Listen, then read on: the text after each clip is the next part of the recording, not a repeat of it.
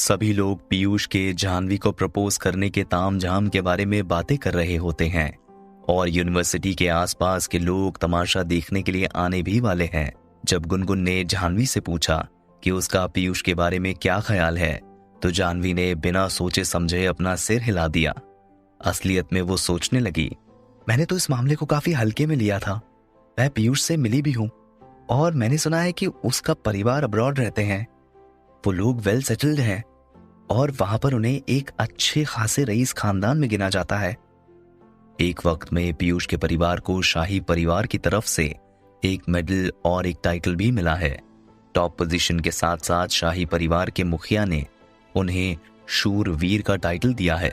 पीयूष का परिवार अभी भी काफी संपन्न और समृद्ध है। इसके अलावा पीयूष भी काफी हैंडसम है, वरना अपने स्कूल टाइम में उसे स्कूल किंग नहीं कहा जाता। वैसे जाह्नवी को पीयूष में कोई दिलचस्पी नहीं है। दूसरे शब्दों में कहें तो जाह्नवी के लिए ना वो अच्छा है और ना वो बुरा है।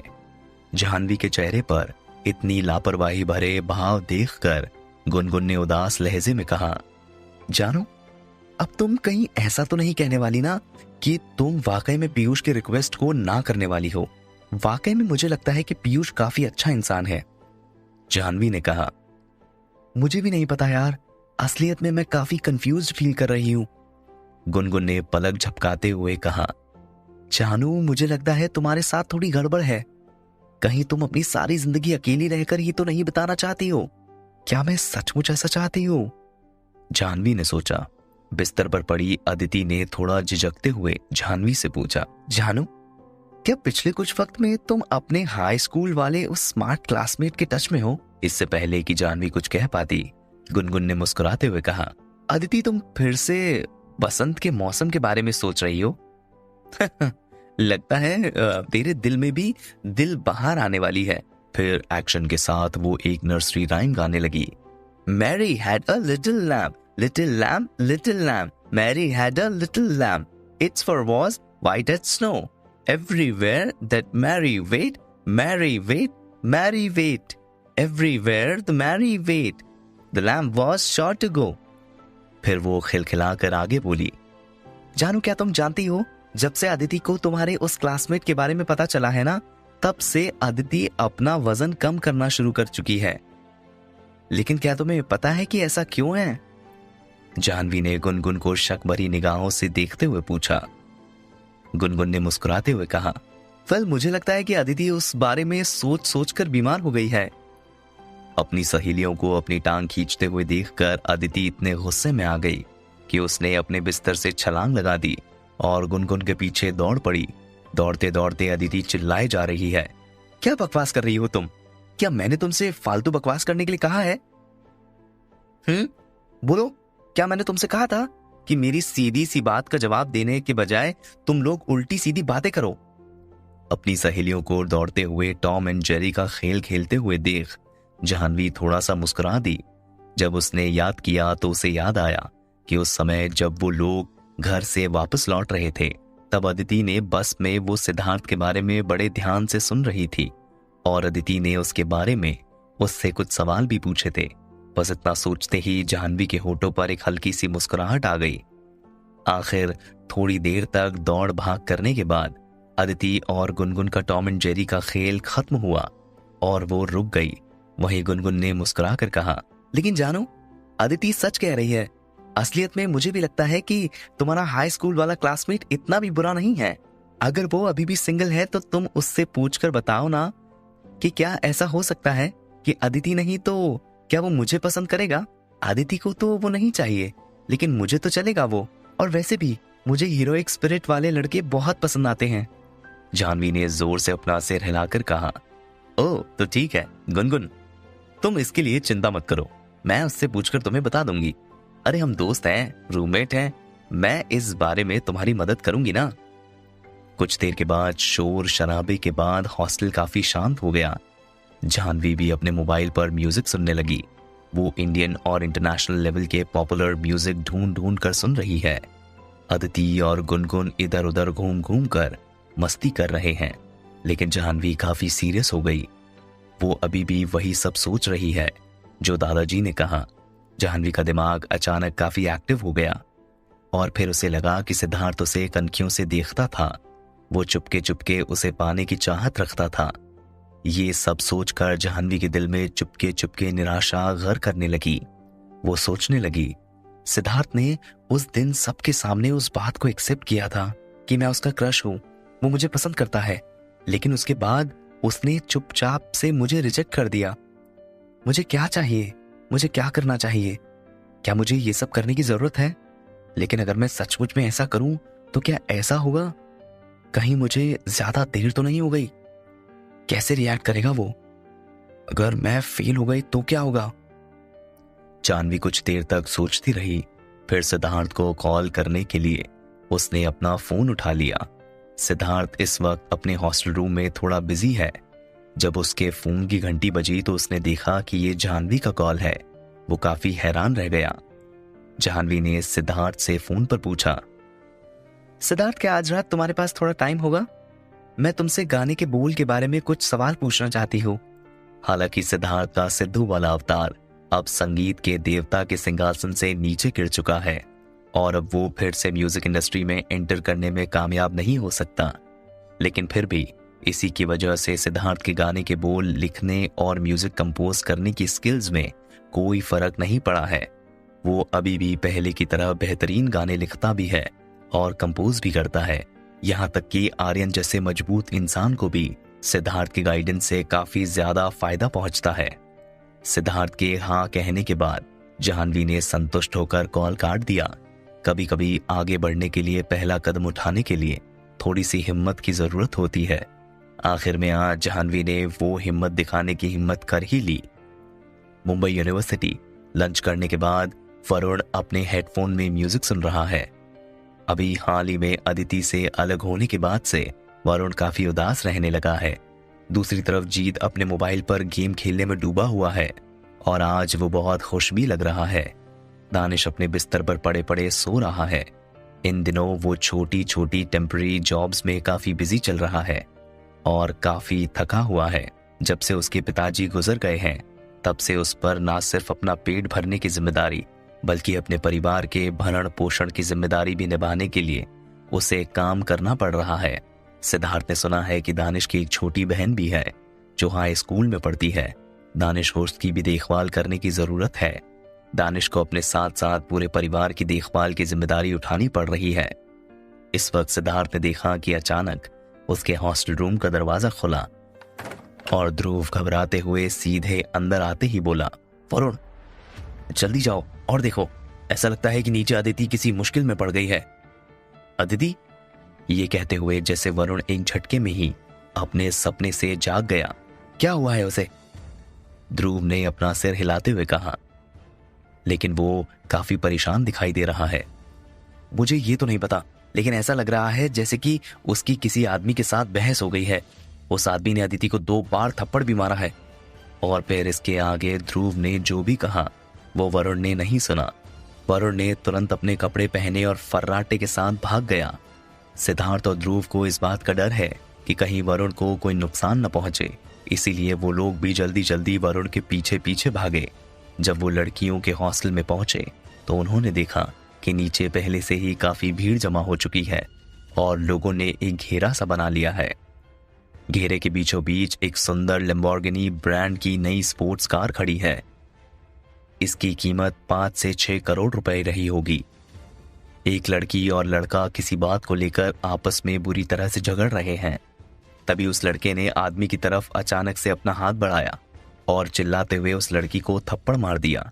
तुम्हें मेरी पर्सनल लाइफ की चिंता करने की कोई जरूरत नहीं है। मेरी जिंदगी में टांग मत अड़ाओ वरना हमारा ब्रेकअप हो जाएगा। उस लड़के ने लड़की को तब तक मारा जब तक कि लड़की की आंखों से झरझर आंसू न बहने लगे। वो लड़की कुछ देर तक तो खाली खाली आंखों से लड़के की तरफ देखती रही, लेकिन फिर आखिर में हताश होकर बोली, कियांश, मैं तुम्हारी गर्लफ्रेंड हूं। तुम मुझे इस तरह से कैसे चोट पहुंचा सकते हो? तुम इतने बेरहम कैसे हो सकते हो? मैं बेरहम नहीं हूं, बस मैं नहीं चाहता कि तुम मेरी पर्सनल जिंदगी में इंटरफेयर करो। लड़के ने साफ साफ शब्दों में लड़की को जवाब दे दिया। तभी अचानक एक लड़की दौड़ती हुई बाहर निकली। ये अदिति की अच्छी दोस्त थी, युक्ति। वो कियांश को थप्पड़ मारना चाहती थी, लेकिन कियांश ने उसे ब्लॉक कर दिया। युक्ति ने कियांश की नाक की तरफ इशारा करते हुए कहा, ये मत सोचना कि तुम अमीर हो तो जो मर्जी वो करोगे। अगर तुम फिर से अदिति को मारने की हिम्मत करोगे तो सोच लो, तुम इस यूनिवर्सिटी कैंपस से बाहर निकल नहीं पाओगे। कियांश ने अपनी सिगरेट जलाई और युक्ति की हंसी उड़ाते हुए कहा, किसमें इतना दम जो मुझे कियांश को इस जगह से जाने से रोकने की हिम्मत कर सकता है? आज मैं भी देखना चाहता हूं कि कौन मुझे इस गेट से बाहर निकलने से रोक कर दिखा सकता है। साले तेरी तो। ये कहते हुए एक तेज दहाड़ के साथ वरुण आखिर भीड़ को चीरते हुए घेरे के अंदर चला गया और सबसे पहले चिंता जताते हुए अदिति से पूछा, अदिति तुम ठीक हो ना? वरुण तुम यहाँ क्या कर रहे हो? तुम्हें यहाँ किसने बुलाया? चले जाओ यहां से, मैं नहीं चाहती कि तुम मुझे हाथ भी लगाओ। वरुण ने उम्मीद तो नहीं की थी कि अदिति उसके साथ इस तरह से पेश आएगी। वरुण और अदिति कुछ समय पहले तक काफी अच्छे दोस्त हुआ करते थे, लेकिन उनका रिश्ता अभी तक पब्लिक के लिए एक सीक्रेट है। सिद्धार्थ ने सुना है कि अदिति की धोखाधड़ी की वजह से वरुण के साथ उसका ब्रेकअप हो गया है।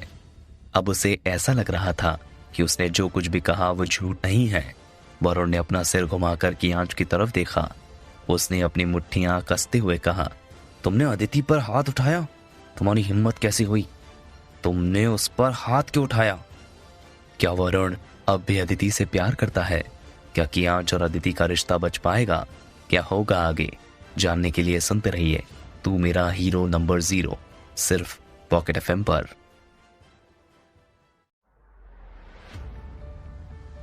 कियांश ने सिगरेट के धुएं का छल्ला मुंह से उगलते हुए बड़े गर्व के साथ कहा, क्यों, तुम्हें इससे क्या प्रॉब्लम है? मैं उसका बॉयफ्रेंड हूं।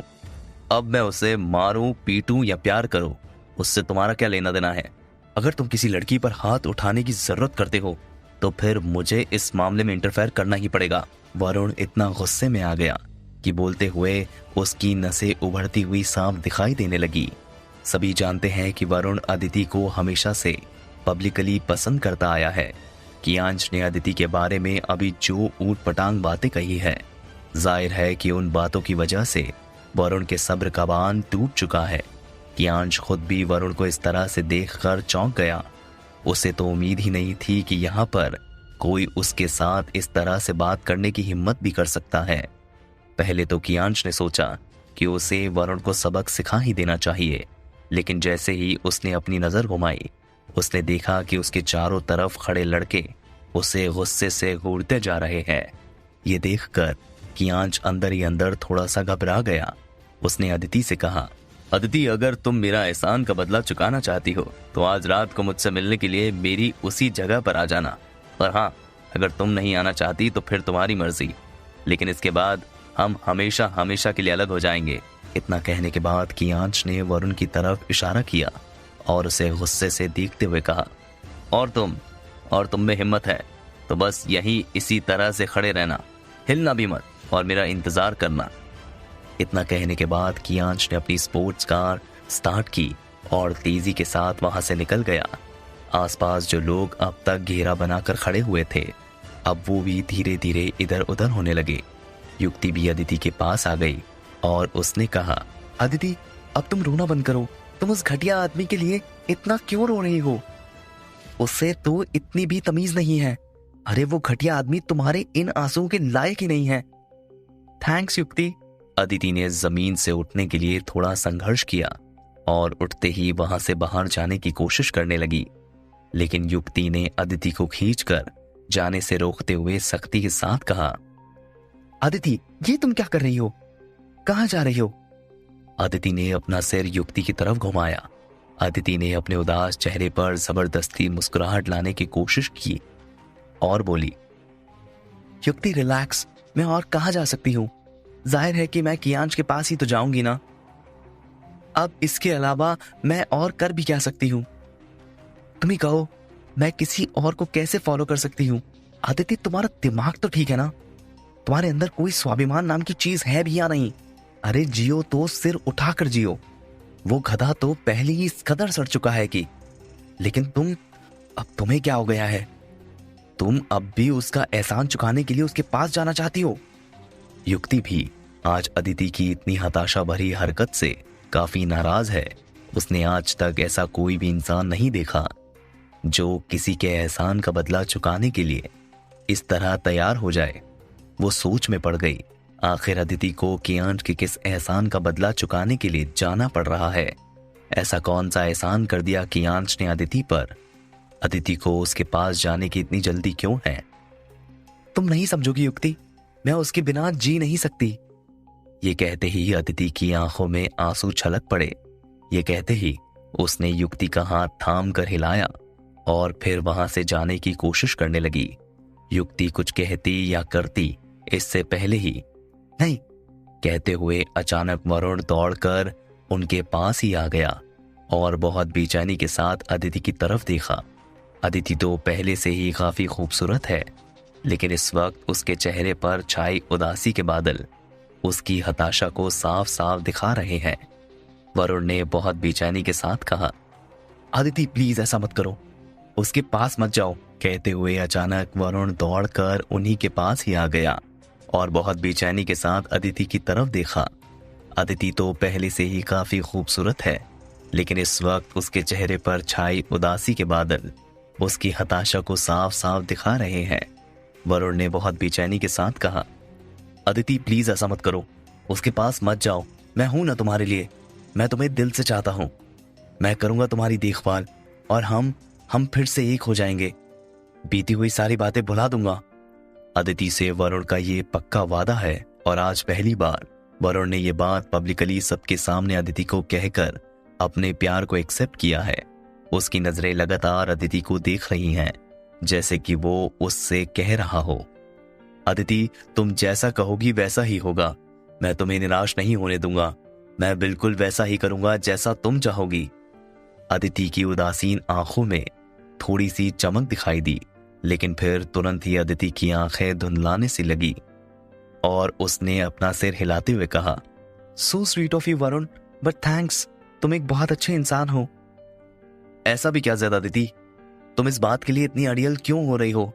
तुम्हें अपनी जिंदगी में सिर्फ वही इंसान चाहिए, वो तो तुम्हें अच्छी तरह से ट्रीट भी नहीं करता है। वरुण ने परेशान होकर पूछा। अदिति के चेहरे पर अभी भी उदासी छाई हुई है, लेकिन फिर भी उसने अपने होठों पर दृढ़ता भरी मुस्कुराहट लाते हुए कहा, वरुण सचमुच में मुझे ये कहते हुए बहुत अफसोस हो रहा है, लेकिन मुझे अपने भविष्य के लिए गारंटी चाहिए। वरुण मन ही मन बुदबुदाया, फिर भले ही तुम्हें अपनी गरिमा खोनी पड़े।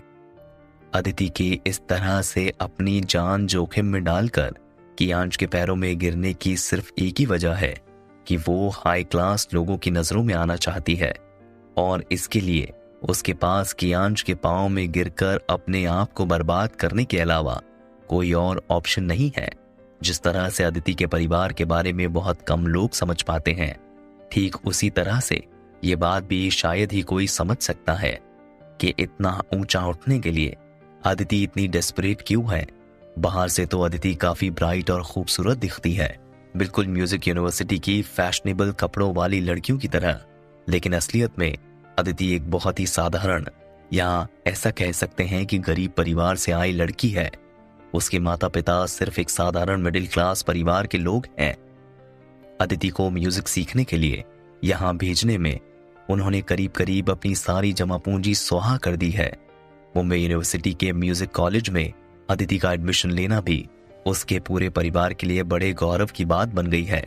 अदिति एक छोटे से शहर के दूर दराज अलग थलग सी एक छोटी सी जगह से आई है। यहाँ पर आम नागरिकों की इनकम भी कुछ ज्यादा नहीं होती। वो लोग इतना जरूर कमा लेते हैं कि परिवार के साथ ठीक ठाक गुजर बसर हो जाती है। अदिति ने भी असल दुनिया तो मुंबई जैसी मेट्रो सिटी में आने के बाद ही देखी है और अब जाना है कि इस दुनिया में कितनी समृद्धि है। अब उसे अपने क्लासमेट से जलन होने लगी है, क्योंकि वो लोग हर दिन बड़े बड़े ब्रांड के बैग, कपड़े और ब्रांडेड न्यू सेलफोन का इस्तेमाल करते हैं। अदिति भी अमीरों की तरह सोफिस्टिकेटेड जिंदगी जीना चाहती है। Aditi high class, high and और शानदार लाइफस्टाइल जीना चाहती है, लेकिन इस वक्त उसके रहने खाने का खर्च उसके दिल में पैदा हुए अरमानों को सपोर्ट नहीं कर पा रहा है। शुरुआत में अदिति अपनी जिंदगी और हैसियत को लेकर काफी खुश थी। जो भी उसके पास था उसमें अपना खर्चा अच्छे से चला लिया करती थी और उसकी चाहत भी अपने दायरे में हुआ करती थी। लेकिन मुंबई आने के बाद आखिर में उसने जो रास्ता चुना वो प्राइडफुल ना होकर ऊंचा उठाने का सिर्फ एक प्रभावशाली तरीका है। अमीर लोगों से मिलने के लिए अदिति ने बड़े होटल में लोगों के खाने के बाद उनकी प्लेटें उठाने का काम किया और वहां आने वालों के सर्कल में घुलने मिलने के लिए उनके साथ उठना बैठना शुरू किया। और फिर उसने किसी अमीर आदमी या अमीर बेटे को ढूंढने के लिए काफी कड़ी मेहनत की। एक बार तो अदिति ने सोचा कि उसका असली नाम अदिति क्यों है। उसका ये नाम इतना ग्लोरियस या अमीर भी तो नहीं लगता है। कम से कम जितना अमीर वो बनना चाहती है उसका नाम उतना रिच तो बिल्कुल भी नहीं लगता है। अदिति को लगता है अगर मेरे पापा सिर्फ थोड़ा ज्यादा पैसा कमा रहे होते तो वो लोग थोड़ा ज्यादा अमीर होते और तब शायद वो लोग मुझे एक बेहतर जिंदगी दे पाते। लेकिन आज की मुंबई में, जहां मुंबई के हर एक इंच जमीन के टुकड़े की कीमत भी आसमान छूने जितनी ऊंची है, वहीं सब देखकर अदिति सोचती है अगर मैं भविष्य में कभी अपने लिए मुंबई में घर खरीदना चाहती हूं तो उसे मुझे अपनी 2 पुश्तों की सारी जमा पूंजी खाली करनी पड़ेगी। लेकिन अपने पुरखों की संपत्ति हासिल करने के लिए भी तो मुझे अपने परिवार की नौजवान पीढ़ी के साथ झगड़ा करना पड़ेगा और साथ ही न जाने अपने साथ साथ क्या क्या गिरवी रखना पड़ेगा। इसलिए तो अदिति कियांश के साथ है। उसने सोचा कियांश बहुत हाई क्लास लड़का है, उसका स्टेटस काफी ऊंचा है। वरुण तो उसके सामने सिर्फ धूल का एक कतरा है। अगर मुझे कोई छोटा मोटा म्यूजिकल प्रोग्राम भी लाइव देखने की इच्छा हो तो ऐसे में वरुण मेरे लिए कुछ खास नहीं कर पाएगा। लेकिन कियांश के साथ ऐसा नहीं होगा। उसके साथ तो ऐसी कोई भी प्रॉब्लम नहीं है। कियांश के पिताजी तो ऐसी कई बड़ी छोटी कंपनियों के शेयर होल्डर भी हैं। अगर वरुण कियांश के साथ झगड़ा कर लेता है तो फिर उसकी इस बेवकूफी की कीमत चुकाने के लिए उसके माँ बाप को जिंदगी भर स्ट्रगल करते रहना होगा। वरुण ने अपने दांत पीसते हुए कहा, अदिति क्या तुम्हें मुझ पर विश्वास नहीं है? मुझ पर विश्वास करके देखो। तुम्हें वाकई में मुझ पर विश्वास करना चाहिए। मैं तुम्हें एक अच्छी जिंदगी दे सकता हूं और मैं वादा करता हूं कि मैं तुम्हें अच्छी जिंदगी दूंगा। मुझे पूरा यकीन है कि अपना ग्रेजुएशन करने के बाद मुझे अपनी काबिलियत के दम पर अच्छा काम मिल जाएगा और मैं तुम्हें सपोर्ट करने के लिए काफी सारे पैसे भी जरूर कमा लूंगा। अदिति ने अपना सिर हिलाते हुए कहा, थैंक्स वरुण, लगता है कि तुम मेरे बारे में बहुत अच्छा सोचते हो। लेकिन क्या तुम जानते हो कि कियांश की ये स्पोर्ट्स कार की कीमत क्या होगी? ये कार 5 से 6 करोड़ रुपए की है। मैंने सुना है कि इसके हर एक पहिए की कीमत भी लाखों रुपए में होती है। तुम्हें क्या लगता है कि वरुण, क्या तुम भी मुझे इतनी लग्जरियस जिंदगी दे पाओगे? लग्जरियस? अदिति की बात सुनकर वरुण अचानक से आवाक रह गया। उसका मुंह खुला का खुला रह गया और वो कुछ भी बोलने की हालत में नहीं है। हालांकि अदिति ने अभी तक भी ऐसा कुछ नहीं कहा है जिससे कि उससे वरुण की इज्जत पर आंच आ जाए। उसने अब तक वरुण से सीधे सीधे ये तो बिल्कुल भी नहीं कहा है। भले ही तुम 10 साल लगातार इसके लिए कोशिश करते रहो, लेकिन फिर भी तुम कियांश की जैसे कार का खर्चा नहीं उठा पाओगे। लेकिन वरुण इतना भी बेवकूफ नहीं है। अदिति ने कुछ ना कहते हुए भी अभी जो कुछ भी कहा उससे वरुण जान गया है कि अदिति क्या कहना चाह रही है। ऐसे में वरुण को भी समझ में नहीं आया कि अब उसे इसके आगे क्या कहना चाहिए। वरुण ने मन ही मन कहा, आने वाला वक्त अपनी झोली में किसके लिए क्या लेकर आएगा ये तो भगवान ही जानता है। क्या अदिति का वरुण को ठुकराने का फैसला सही है? अदिति और कियांश का रिश्ता इस कहानी में क्या मोड़ लेगा? क्या होगा आगे अदिति के साथ? जानने के लिए सुनते रहिए तू मेरा हीरो नंबर 0, सिर्फ पॉकेट एफएम पर। जब वरुण ने अदिति को रोकने की कोशिश की तब अदिति ने बिना कुछ बोले ही वरुण को उसकी औकात याद दिला दी, जिससे वरुण भौचक्का रह गया। अब वो वाकई में बहुत पछता रहा है कि उसने अदिति को रोकने की कोशिश ही क्यों की। जाने देता उसे जहां वो जाना चाहती है। जब उसे अपनी परवाह नहीं है तो वो कौन होता है उसकी परवाह करने वाला? वरुण ने सोचा, वैसे भी मेरा अदिति से कुछ भी कहने का कोई हक नहीं है, तो ऐसे में मुझे अदिति को रोकने का भी क्या हक है? मुझे उसे रोकने के लिए कहना ही नहीं चाहिए था। असलियत में ऐसा नहीं है कि अदिति को वरुण पर भरोसा ही नहीं है, लेकिन वो करती भी तो क्या करती? अदिति को लगता है कि ये सोसाइटी ही इतनी क्रूर है जब भी वो वरुण की साइकिल के पीछे बैठती है तो उसे लगता है कि सभी लोग उस पर हंस रहे हैं। अदिति को वरुण की साइकिल के पीछे बैठने में कोई दिक्कत नहीं है, लेकिन उसे लोगों का उस पर हंसना बिल्कुल भी पसंद नहीं है। इसीलिए अब बस वो उस करोड़ों की लैम्बोर्गिनी में ही बैठना चाहती है, फिर भले ही उसे इसके लिए अपनी इज्जत गवाकर अपनी जिंदगी भर के लिए रोना ही क्यों ना पड़े। अदिति को लगता है कि कियांश से शादी करना हर तरह से वरुण के साथ सेटल होने से कहीं ज्यादा बेहतर ऑप्शन होगा। उसने सोचा, कियांश का बेटा कम से कम वरुण के बेटे से तो ज्यादा ही बेहतर होगा। वो कियांश के सोशल कॉन्टैक्ट्स की वजह से ज्यादा से ज्यादा सोशल रिसोर्सेज के टच में रहेगा और उसके पास ज्यादा पैसा और शोहरत भी इकट्ठा करने की काबिलियत होगी। अपना ग्रेजुएशन करने के बाद उसे घर या कार खरीदने की चिंता भी नहीं करनी पड़ेगी और वो अपनी जिंदगी में सुकून से रह सकेगा। वरुण का बेटा अपनी ग्रेजुएशन करने के बाद भी अपने माँ बाप के साथ बस एक गुलामों वाली जिंदगी जिएगा। हो सकता है कि उसे उनके साथ साथ खुद को भी गिरवी रखकर सारी उम्र उनका कर्जा ही चुकाते रहना पड़े। और अगर कुछ ऐसा हुआ कि गलती से वो लोग समाज के सबसे निचले स्तर की जिंदगी जीने पर मजबूर हो गए तो आखिर में वरुण के साथ मेरी जिंदगी भी आसान नहीं होगी। हालांकि ये तो सभी जानते हैं कि आत्मनिर्भर होना एक बहुत ही अच्छी बात है, लेकिन अफसोस की बात तो ये है कि ये सहन शक्ति दर्द और इंफीरियरिटी सहने से पैदा होती है। अदिति को लगता है कि उसे अपने बेटे में आत्मनिर्भरता के बीज बोने के बजाय उसे एक अमीर प्लेबॉय बनते देखना पसंद करेगी। वो इस बात को एक्सेप्ट नहीं कर सकती कि उसकी आने वाली पीढ़ी जिंदगी भर स्ट्रगल करती रहे और एक दिन स्ट्रगल करते करते ही दम तोड़ दे। अगर शॉर्ट में कहूँ तो अदिति को वरुण बहुत अच्छा लगता है, लेकिन उसे ये भी लगता है कि वरुण को सपोर्ट करने वाला कोई नहीं है, इसीलिए वरुण के साथ चलने से उसे कोई फायदा नहीं होने वाला है। तो फिर यही सच है कि वरुण के साथ उसका कोई फ्यूचर भी नहीं हो सकता। आखिर में अदिति ने अंधेरे का फायदा उठाया और चुपचाप वहां से गायब होकर दूर चली गई। उसके उस फैसले को कोई नहीं बदल पाया, ना युक्ति, ना वरुण और ना ही और कोई। इतना सब होने के बाद भी वरुण बेवकूफों की तरह वहां खड़ा खड़ा अदिति को जाते हुए देखता रहा। सिद्धार्थ और ध्रुव, जो वरुण से ज्यादा दूर नहीं खड़े हैं, उन्होंने उसे चुपके चुपके रोते हुए देखा। वरुण हमेशा से ही काफी मजबूत रहा है, लेकिन अब वो फूट फूट कर रो रहा है। इस वक्त उसकी गरिमा को बहुत बुरी तरह से चोट पहुंची होगी। उसे आज अपने बेकार होने पर बहुत गुस्सा आ रहा है। वरुण मन ही मन खुद से बोल रहा है, क्या मैं इतना गया और बेकार इंसान हूं कि आज मैं अदिति को सपोर्ट भी नहीं कर सकता हूं। मुझे समझ में नहीं आ रहा कि अदिति किसी ऐसे इंसान को कैसे चुन सकती है जो उसे अपने जूते की धूल से ज्यादा कुछ नहीं समझता है। वो आदमी उसे प्यार और इज्जत देने के बजाय हर वक्त उसे डांटता और पीटता रहता है, लेकिन फिर भी उसने उसे चुना, मुझे नहीं। एक पल के लिए ध्रुव झिझका, लेकिन फिर आखिरी में वो वरुण के कंधे को थपथपाने के लिए आगे बढ़ा और उसने कहा, वरुण दुखी मत हो, मुझे तुम पर पूरा विश्वास है। तुम आगे जरूर बहुत कुछ अच्छा करोगे और देख लेना भविष्य में वो आज के दिन के लिए बहुत पछताएगी। वरुण ने अपना सिर हिलाते हुए आह भरी और कहा, मुझे नहीं लगता कि ऐसा कभी होगा, ये करना बेहद मुश्किल है। ध्रुव काफी गुस्से में आ गया। अबे तू आदमी है आदमी, आंखें खोल कर देख। इस दुनिया में ऐसे कितने ही सारे बड़े बड़े अमीर लोग हैं जिन्होंने बिल्कुल स्क्रैच से शुरू किया है। इसके अलावा भी क्या तू कभी चाहेगा कि तू खुद अपने माँ बाप को शर्मिंदा करे? तेरा स्टार्टिंग पॉइंट तो कईयों के मुकाबले बहुत ज्यादा बेहतर है।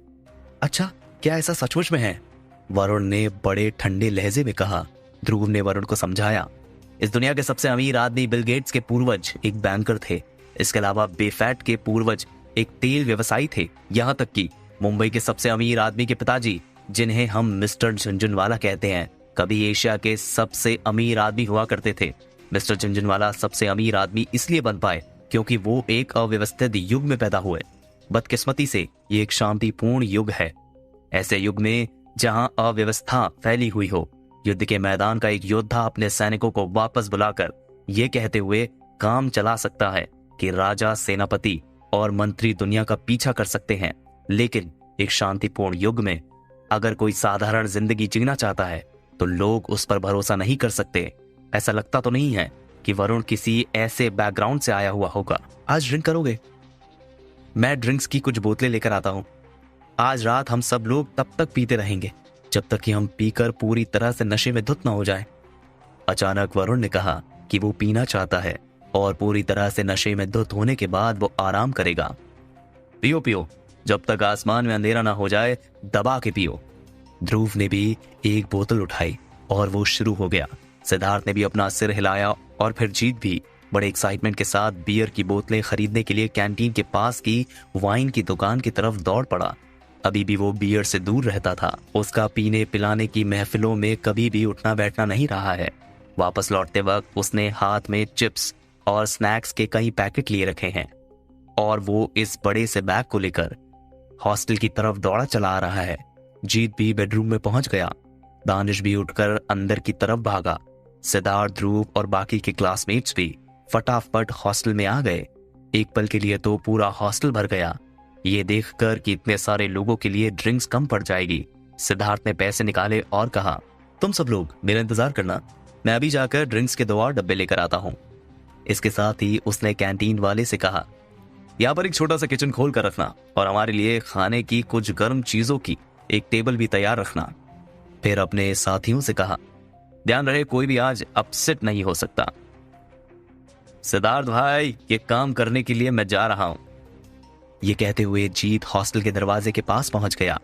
उसने झटपट पैसे लिए और तेजी से भाग गया। आधे घंटे से भी कम वक्त में जब लोगों ने बड़े उत्साह के साथ खाना खाना शुरू कर दिया, तभी जीत एक बड़ी सी बोरी और खाने की ढेर सारी चीजें लेकर वापस आ गया। वो सामान इतना ज्यादा है कि उससे पूरा हॉस्टल रूम ही भर गया।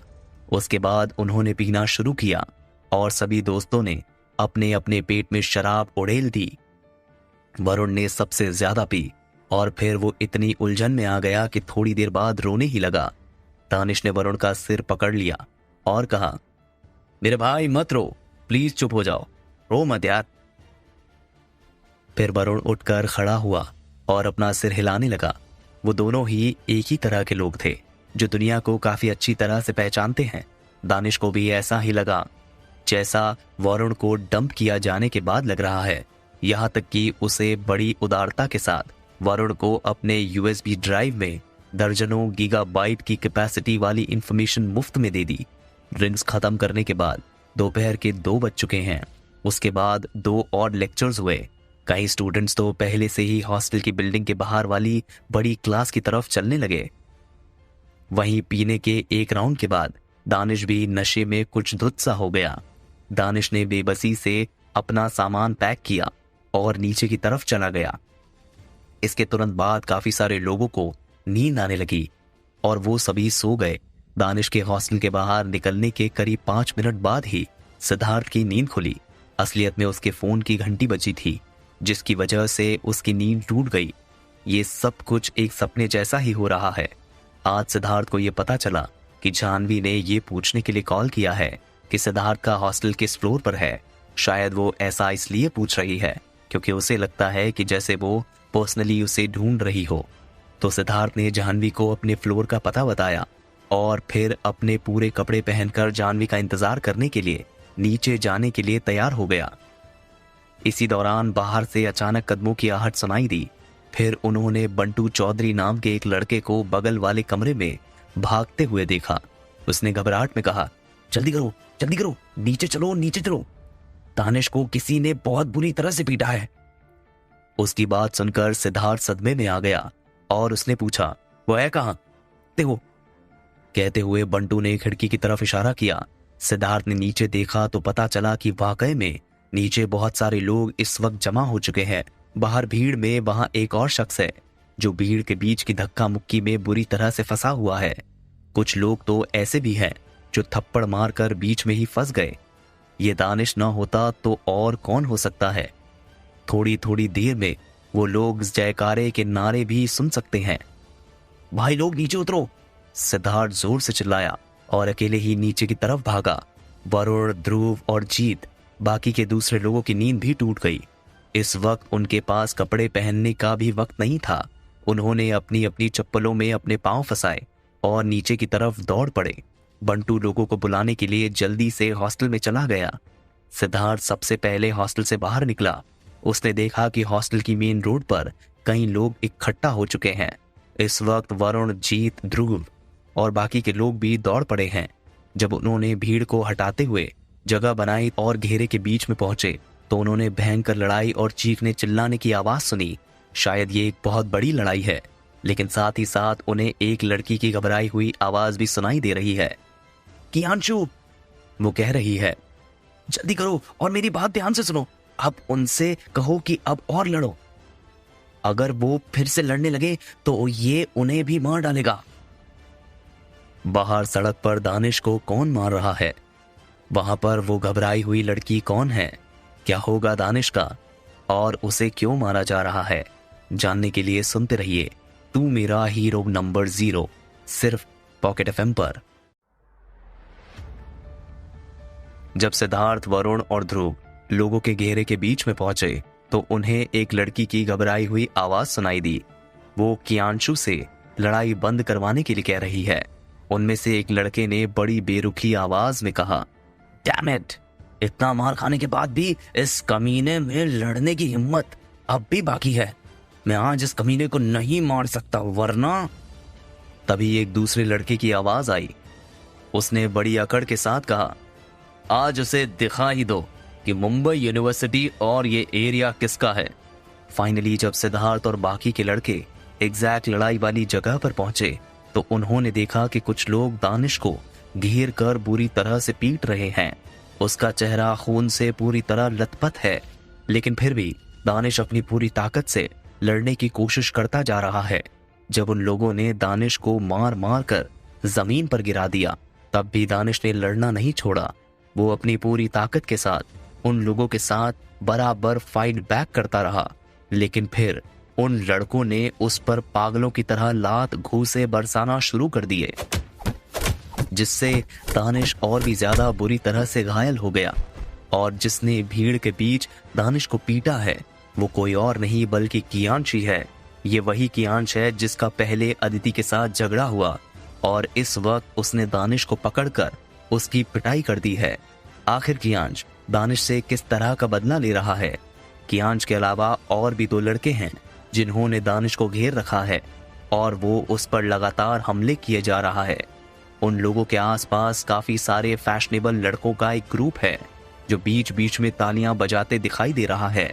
जाहिर है कि ये वही लोग हैं जिन्हें कियांश ने अपनी मदद के लिए बुलाया है, लेकिन वहां समीर दिखाई नहीं दे रहा है।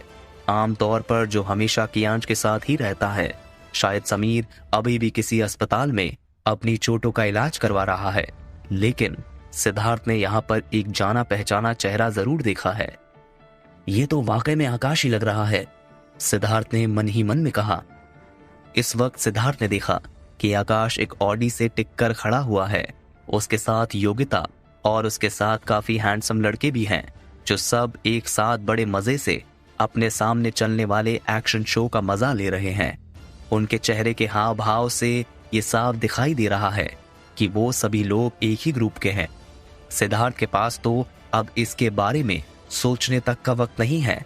उसने देखा कि दानिश को कियांश और उसके साथियों ने इतना मारा है कि अब उसके पास फाइट बैक करने की ताकत भी नहीं बची है। ये सब देखकर सिद्धार्थ को तुरंत गुस्सा आ गया। सिद्धार्थ ने उस आदमी को पकड़ लिया जो उसके सबसे ज्यादा करीब था और उसे तड़ातड़ 2 थप्पड़ मारे। उस लड़के के बाल बहुत छोटे हैं, लेकिन सिद्धार्थ की पकड़ काफी स्ट्रांग है। सिद्धार्थ ने ना सिर्फ उस लड़के के बाल पकड़ लिए हैं, बल्कि उसने उसकी खोपड़ी भी कसकर पकड़ ली है। सिद्धार्थ के हाथ के सिर्फ 2 ही थप्पड़ पड़ने और अपनी खोपड़ी पर सिद्धार्थ के हाथ की पकड़ कसने की वजह से वो लड़का दर्द से करहा उठा। कियांश को दानिश के हाथों से सबसे ज्यादा नफरत है, क्योंकि दानिश फाइट के दौरान बेरोक टोक धड़ल्ले से हवा में हाथ चलाता है, फिर वो ये नहीं देखता कि सामने कौन मौजूद है। वहीं सिद्धार्थ ने अपने सामने खड़े लड़के को एक जोरदार लात मारी और उसी वक्त कियांश की पीठ पर एक जोरदार लात पड़ी। कियांश जमीन पर कुछ इस तरह से लुढ़क गया जैसे कि किक मारने पर फुटबॉल लुढ़क जाती है। इस वक्त वरुण, ध्रुव और कुछ और लोगों ने सिद्धार्थ को लड़ता देखने के बाद किसी पर भी कोई रहम नहीं किया। वो लोग भी तुरंत आगे बढ़े और बाकी लड़कों को भी घूंसे मार मार कर जमीन पर पटकने लगे। सिद्धार्थ ने जल्दी से पलटकर दानिश को उठने में मदद की और थोड़ी चिंता के साथ पूछा, तुम ठीक तो हो ना दानिश? दानिश ने अपने मुंह के किनारे से बहता हुआ खून पोंछा और बहुत अकड़ते हुए कहा, चिंता मत करो दोस्त, मैं ठीक हूं। अगर मैं मरा भी तो मैं उनमें से कुछ लोगों को अपने साथ लेकर ही मरूंगा। इस वक्त कियांश के गुंडों की नजर सिद्धार्थ और उसके साथ आए बाकी लोगों पर पड़ी। उन्होंने बड़ी हैरानी से एक नरम सी आवाज निकाली, ओह! शायद उन्हें उम्मीद नहीं थी कि कोई दानिश की मदद के लिए भी आगे आ सकता है। खास तौर पर आकाश को तो बहुत हैरानी हो रही है। जब उसे पता चला कि ये उसका पुराना दुश्मन है तो उसके चेहरे के हाव भाव बहुत ही ज्यादा खराब हो गए। कियांश और बाकी के लोग भी उठकर खड़े हो गए। जब उन्होंने देखा कि ये सिद्धार्थ और वरुण हैं तो तुरंत ही कियांश मुस्कुराए बिना ही रह न सका। उसने कहा, अबे भूतनी के, आखिर तूने हमें बहुत इंतजार करवाया। बस अब तू देखता जा, तेरे दिन खत्म हो गए हैं।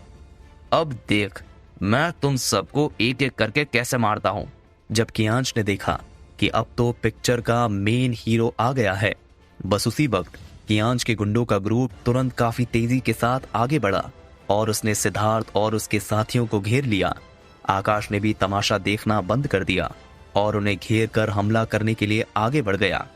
सिद्धार्थ ने देखा कि दरअसल दानिश को सिर्फ भारी चोटें ही लगी है, तो आखिर में उसे थोड़ी राहत का एहसास हुआ। उसने कियांश को देखा जो बड़े मजे से सिगरेट पी रहा है और कहा, बोलो हम लोग इस प्रॉब्लम का सलूशन कैसे निकालें? वरुण और उसके साथी थोड़ा घबराए हुए हैं। आखिर कियांश के साथ कुछ लोग हैं और वो भी सारे के सारे अच्छे खासे लंबे चौड़े और काफी स्ट्रांग लग रहे हैं और अब उन्हें देखकर ऐसा लग रहा है कि उनके पास काफी अच्छी फाइटिंग पावर भी है। हालांकि जब उन्होंने सिद्धार्थ को देखा तो पाया कि सिद्धार्थ ना सिर्फ शांत और स्थिर है बल्कि सिगरेट फूंकते वक्त भी उसके चेहरे पर काफी घमंड नजर आ रहा है।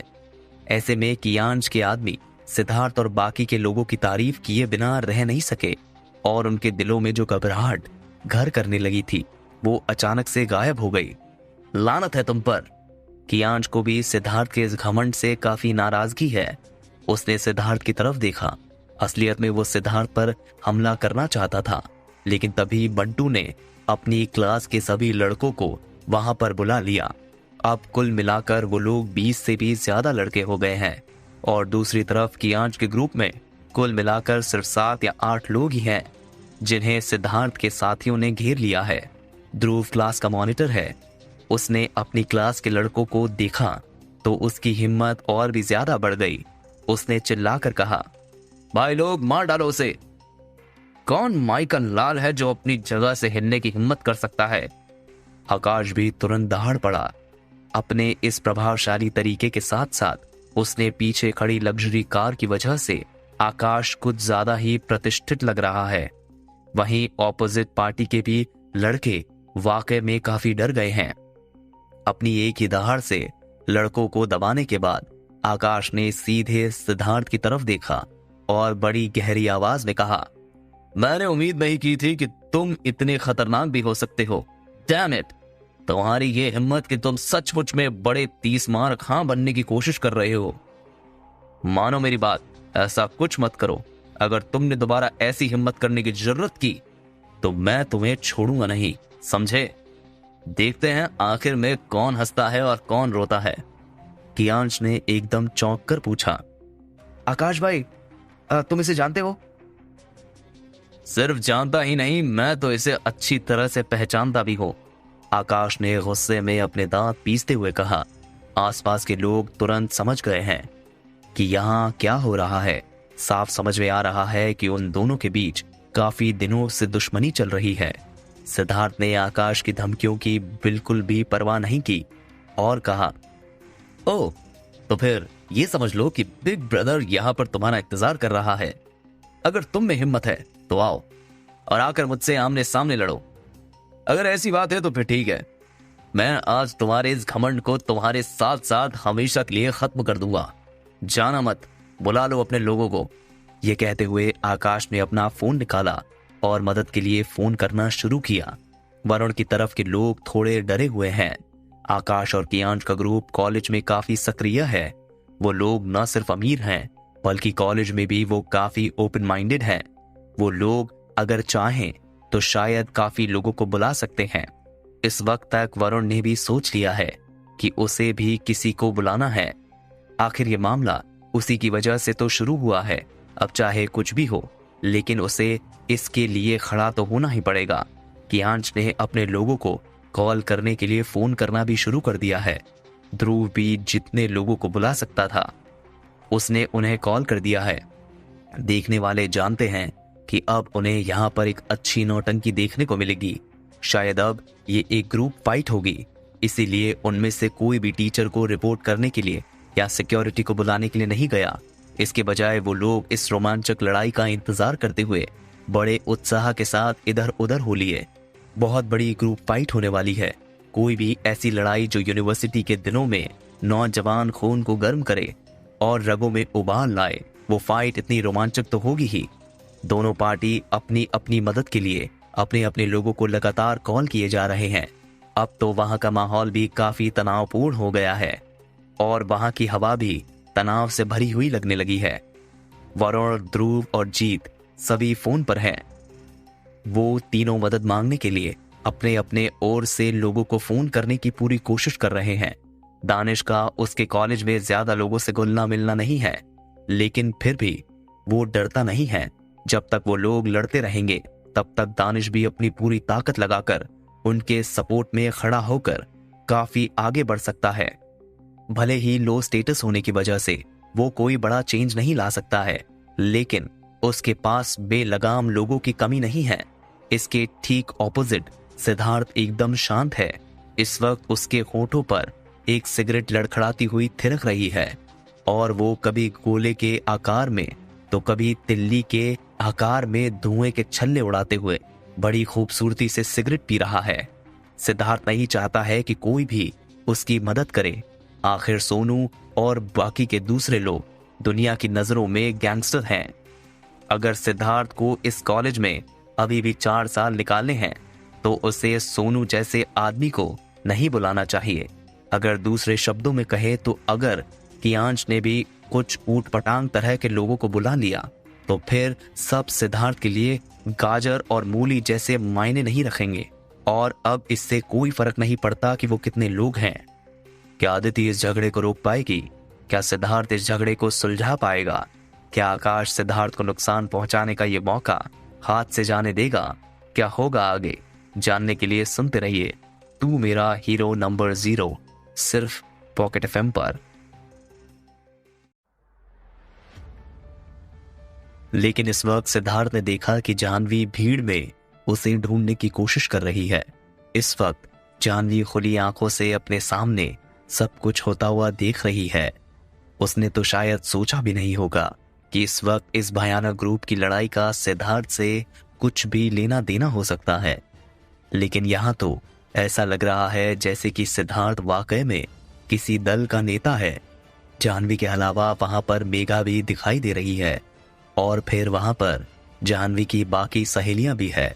आखिर में इस वक्त वो लोग अपनी क्लास में जाने ही वाले थे, लेकिन तब तक इस मामले ने काफी बड़ा बवाल खड़ा कर दिया है। आसपास के हॉस्टलों में करीब करीब सभी लोग जिनकी क्लास नहीं चल रही है वहां से भाग गए। अचानक भीड़ में एक और हलचल मच गई। फिर एक सुंदर सी लड़की भीड़ से बाहर निकल कर आई और वरुण से बोली, वरुण, तुम समझते क्या हो अपने आप को? क्या तुम मरना चाहते हो? यहाँ से जल्दी से निकल जाओ। ये लड़की और कोई नहीं बल्कि अदिति है। अदिति को पता है कि कॉलेज में कियांश की ताकत किस कदर फैली हुई है। कॉलेज में तो कियांश के चमचों का एक काफी बड़ा ग्रुप भी है। वरुण उसकी बराबरी कर ही नहीं सकता। आखिर में जब दोनों तरफ के लोग आपस में भिड़ गए तो ये तो तय था कि सिर्फ कमजोर पार्टी का ही सिर फूटेगा, उनका ही खून बहेगा। और जाहिर सी बात है कि ये बात वरुण के लिए लागू होती है। लेकिन वरुण वहां से नहीं जा सका। वो ऐसे कैसे जा सकता है? आखिर उसकी इज्जत का सवाल है। वैसे भी ये फ्यूचर में अपने क्लासमेट की दोस्ती की यादों को संजोना चाहता है।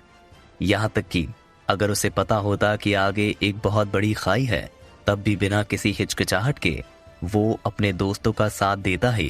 वरुण ने अदिति से कुछ भी नहीं कहा। अदिति ने पलटकर कियांश से रिक्वेस्ट की, कियांश, वाकई में अब मेरा उसके साथ कोई लेना देना नहीं है। मैं सच कह रही हूँ, मैं तुमसे रिक्वेस्ट करती हूँ, मेरी बात सुनो कियांश। मैं तुमसे भीख मांगती हूँ, उसे छोड़ दो, उसे जाने दो प्लीज। अगर तुम लोग यूं ही लड़ते रहे तो तुम उसे जरूर मार डालोगे। कियांश इस वक्त बेहद दुखी लग रहा है। उसने अदिति को दूर धकेल दिया और अपना फोन रखकर वरुण को गुस्से से इशारा करते हुए कहा, अबे ओ भूतनी के, तुम मेरे लिए यहीं रुककर इंतजार कर। अब मैं तुझे एक ऐसी जिंदगी देने वाला हूँ कि तू ताउम्र याद रखेगा। अगर आज मैंने तुझे अपाहिज नहीं बनाया तो आज के बाद मैं अपने नाम के साथ मराठे सरनेम लगाना छोड़ दूंगा। लेकिन फिर भी दोनों में से किसी के भी पीछे हटने का कोई इरादा नहीं लग रहा है। आज तो ये ग्रुप फाइट होकर ही रहेगी। जैसे ही दोनों पार्टियों के फोन बंद हुए और एक एक कर मारपीट शुरू हो गई। कुछ लोग भीड़ के बीच में घुस गए और अब बड़ी लड़ाई शुरू होने वाली है। वरुण, ध्रुव और जीत के अलावा वहां पर कुछ ही लोग आए हुए हैं। वो सभी लोग काफी दुबले पतले से हैं और चश्मा भी लगाते हैं। यहाँ तक कि उनकी फिजिक और मोमेंटम भी एक लेवल पर नहीं है। लेकिन जिन लोगों को कियांश और आकाश ने बुलाया है उन्हें पावरफुल कहा जा सकता है। वरुण और ध्रुव ने जिन लोगों को बुलाया है वो सब उनके ऐसे दोस्त हैं जो खेलने कूदने में बहुत अच्छे हैं और अपने दोस्तों के लिए वफादार भी हैं। दूसरी तरफ कियांश ने आकाश की मदद से लोगों को बुलाया है। वो सब ऐसे लोग हैं जो बास्केटबॉल कोर्ट पर बास्केटबॉल खेलते हैं और फुटबॉल के मैदान में फुटबॉल खेलते हैं। यहाँ तक कि उनमें कई सारे तो स्पोर्ट्स स्टूडेंट्स भी हैं जो खुद स्पोर्ट्स कॉलेज में ही पढ़ते हैं। उन सब में एक समानता है कि उन सभी की स्किन काफी सांवली है, जिससे ऐसा लगता है कि वो लोग आमतौर पर खेल के मैदान में ही रहते हैं और खेलने में बहुत अच्छे हैं और कड़ी धूप के कारण ही सांवले हो गए हैं। इसके अलावा वो स्टूडेंट यूनियन के कार्यकर्ता भी हैं और तो और कॉलेज में कुछ इंपॉर्टेंट लोग भी हैं जो साथ ही साथ नेशनल डिफेंस स्टूडेंट्स भी हैं। इसके अलावा मुंबई यूनिवर्सिटी में और भी कई बड़े लोग हैं जिन्हें काफी प्रभावशाली इंसान माना जा सकता है, जैसे कि कॉलेज लिटरेचर सोसाइटी के डायरेक्टर और गिटार एसोसिएशन के डायरेक्टर और मार्शल आर्ट्स के डायरेक्टर वगैरह। वो सभी काफी प्रभावशाली और दबंग लोग हैं।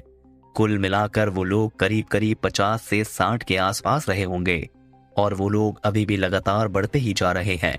लोगों के इस ग्रुप को देखकर न जाने कितने ही आते जाते लोगों के होश उड़ गए। वैसे आकाश के किए हुए इंतजाम को वाकई में काफी शानदार माना जा सकता है, क्योंकि इसमें मुंबई यूनिवर्सिटी के आधे से ज्यादा इंपॉर्टेंट लोग शामिल हैं। देखते ही देखते इस बार पूरी की पूरी सिचुएशन पलट ही गई। ये सभी स्पोर्ट्स स्टूडेंट आकाश और कियांश के सामने आए और बहुत गर्व के साथ बोले, क्या बात है, क्या हो रहा है यहाँ? कौन बदनसीब है जिसने हमारे बड़े भाई कियांश मराठे को उंगली करने की कोशिश की है? उसकी तो हम तो उसे सीधा मौत के घाट उतार देंगे और फिर अगर बाद में कुछ होता है तो आप आकाश को सिर्फ एक आवाज लगा देना, हम सामने से चले आएंगे। फिर आप बताते जाना कि आप हमसे क्या करवाना चाहते हैं। आप जैसा चाहेंगे वैसा ही करेंगे। कैंपस में इन प्रभावशाली लोगों को फॉलो करने वाली लड़कियों के एक ग्रुप ने भी सिद्धार्थ, वरुण और बाकी के लोगों को नफरत भरी नजरों से देखते हुए एक दूसरे से पूछा, आखिर ये है कौन? इतना बोल्ड, ये तो सचमुच में आकाश और कियांश के अगेंस्ट जाने की हिम्मत कर रहा है। पता है, मैंने सुना है कि वो कुछ बेवकूफों का ग्रुप है जो हमारे पावर के बारे में नहीं जानते हैं।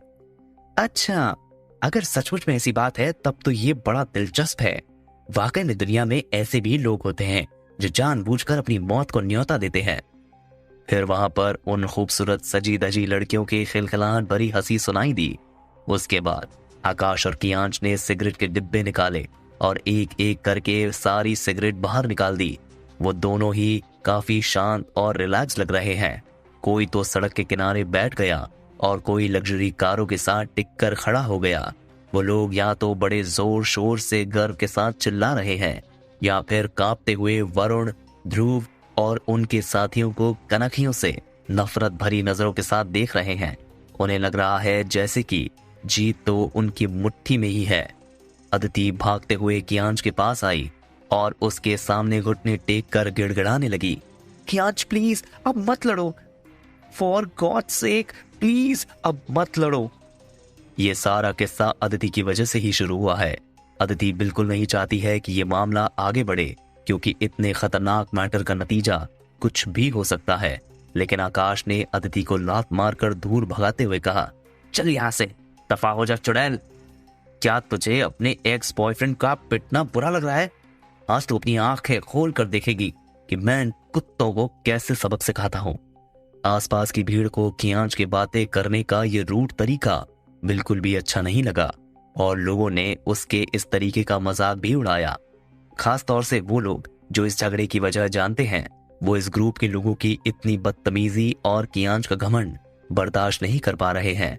हालांकि इनमें कियांच और आकाश की तरफ से भी बहुत सारे लोग हैं, लेकिन उनमें से किसी ने भी खड़े होकर कुछ भी कहने की हिम्मत नहीं की, बल्कि उन सभी लोगों को ये उम्मीद थी कि सिद्धार्थ ही इन लोगों को सबक सिखाएगा। लेकिन एक तो सिद्धार्थ के पास बहुत ज्यादा लड़के भी नहीं हैं, और अगर उनकी फिजिक और स्पीड का मुकाबला करें तो सिद्धार्थ का ग्रुप पूरी तरह से हारा हुआ लगता है। अब अगली लड़ाई बिल्कुल एक तरफा ही होने वाली है। भीड़ के पीछे कुछ लोगों का एक और ग्रुप भी वहीं घास पर बैठा हुआ है, जो शुरू होने वाली इस लड़ाई को देख रहा है। वो सभी सिद्धार्थ के पुराने जान पहचान वाले हैं। सबसे आगे अतानु डे है, जो अपनी मुट्ठियां बीचे हुए इस सारे तमाशे को शांति से देखता जा रहा है। उसके पास भी बॉबी, लक्षित और रिचा भी बैठे हुए हैं। बॉबी, लक्षित और रिचा तीनों ही मुंबई यूनिवर्सिटी में पढ़ते हैं। Richa Mumbai college of foreign languages से पढ़ाई कर रही है, जो सिद्धार्थ के कॉलेज से अलग है। बॉबी और लक्षित भी पास ही की बिल्डिंग में, जो कि Mumbai college of political science and law की बिल्डिंग है, जिसमें वो पढ़ाई कर रहे हैं, जबकि अतानु वो पास के एक यूनिवर्सिटी से पढ़ाई कर रहा है। इस बार ये सब लोग एक साथ इकट्ठा होकर एक दूसरे से मिलने जुलने के लिए आए हुए हैं। उन्हें उम्मीद नहीं थी कि दरवाजे से बाहर निकलते ही उन्हें इतनी बड़ी भीड़ मिल जाएगी। इससे भी ज्यादा इंपॉर्टेंट बात तो ये है कि इस ग्रुप फाइट का जो मेन हीरो है, वो असल में उनकी जान पहचान का लड़का सिद्धार्थ ही है। फिर तो ये लड़ाई काफी बड़ी और काफी दिलचस्प होने वाली है। शुरुआत में सिद्धार्थ को सपोर्ट करने के लिए अतानु आगे बढ़ना चाहता था।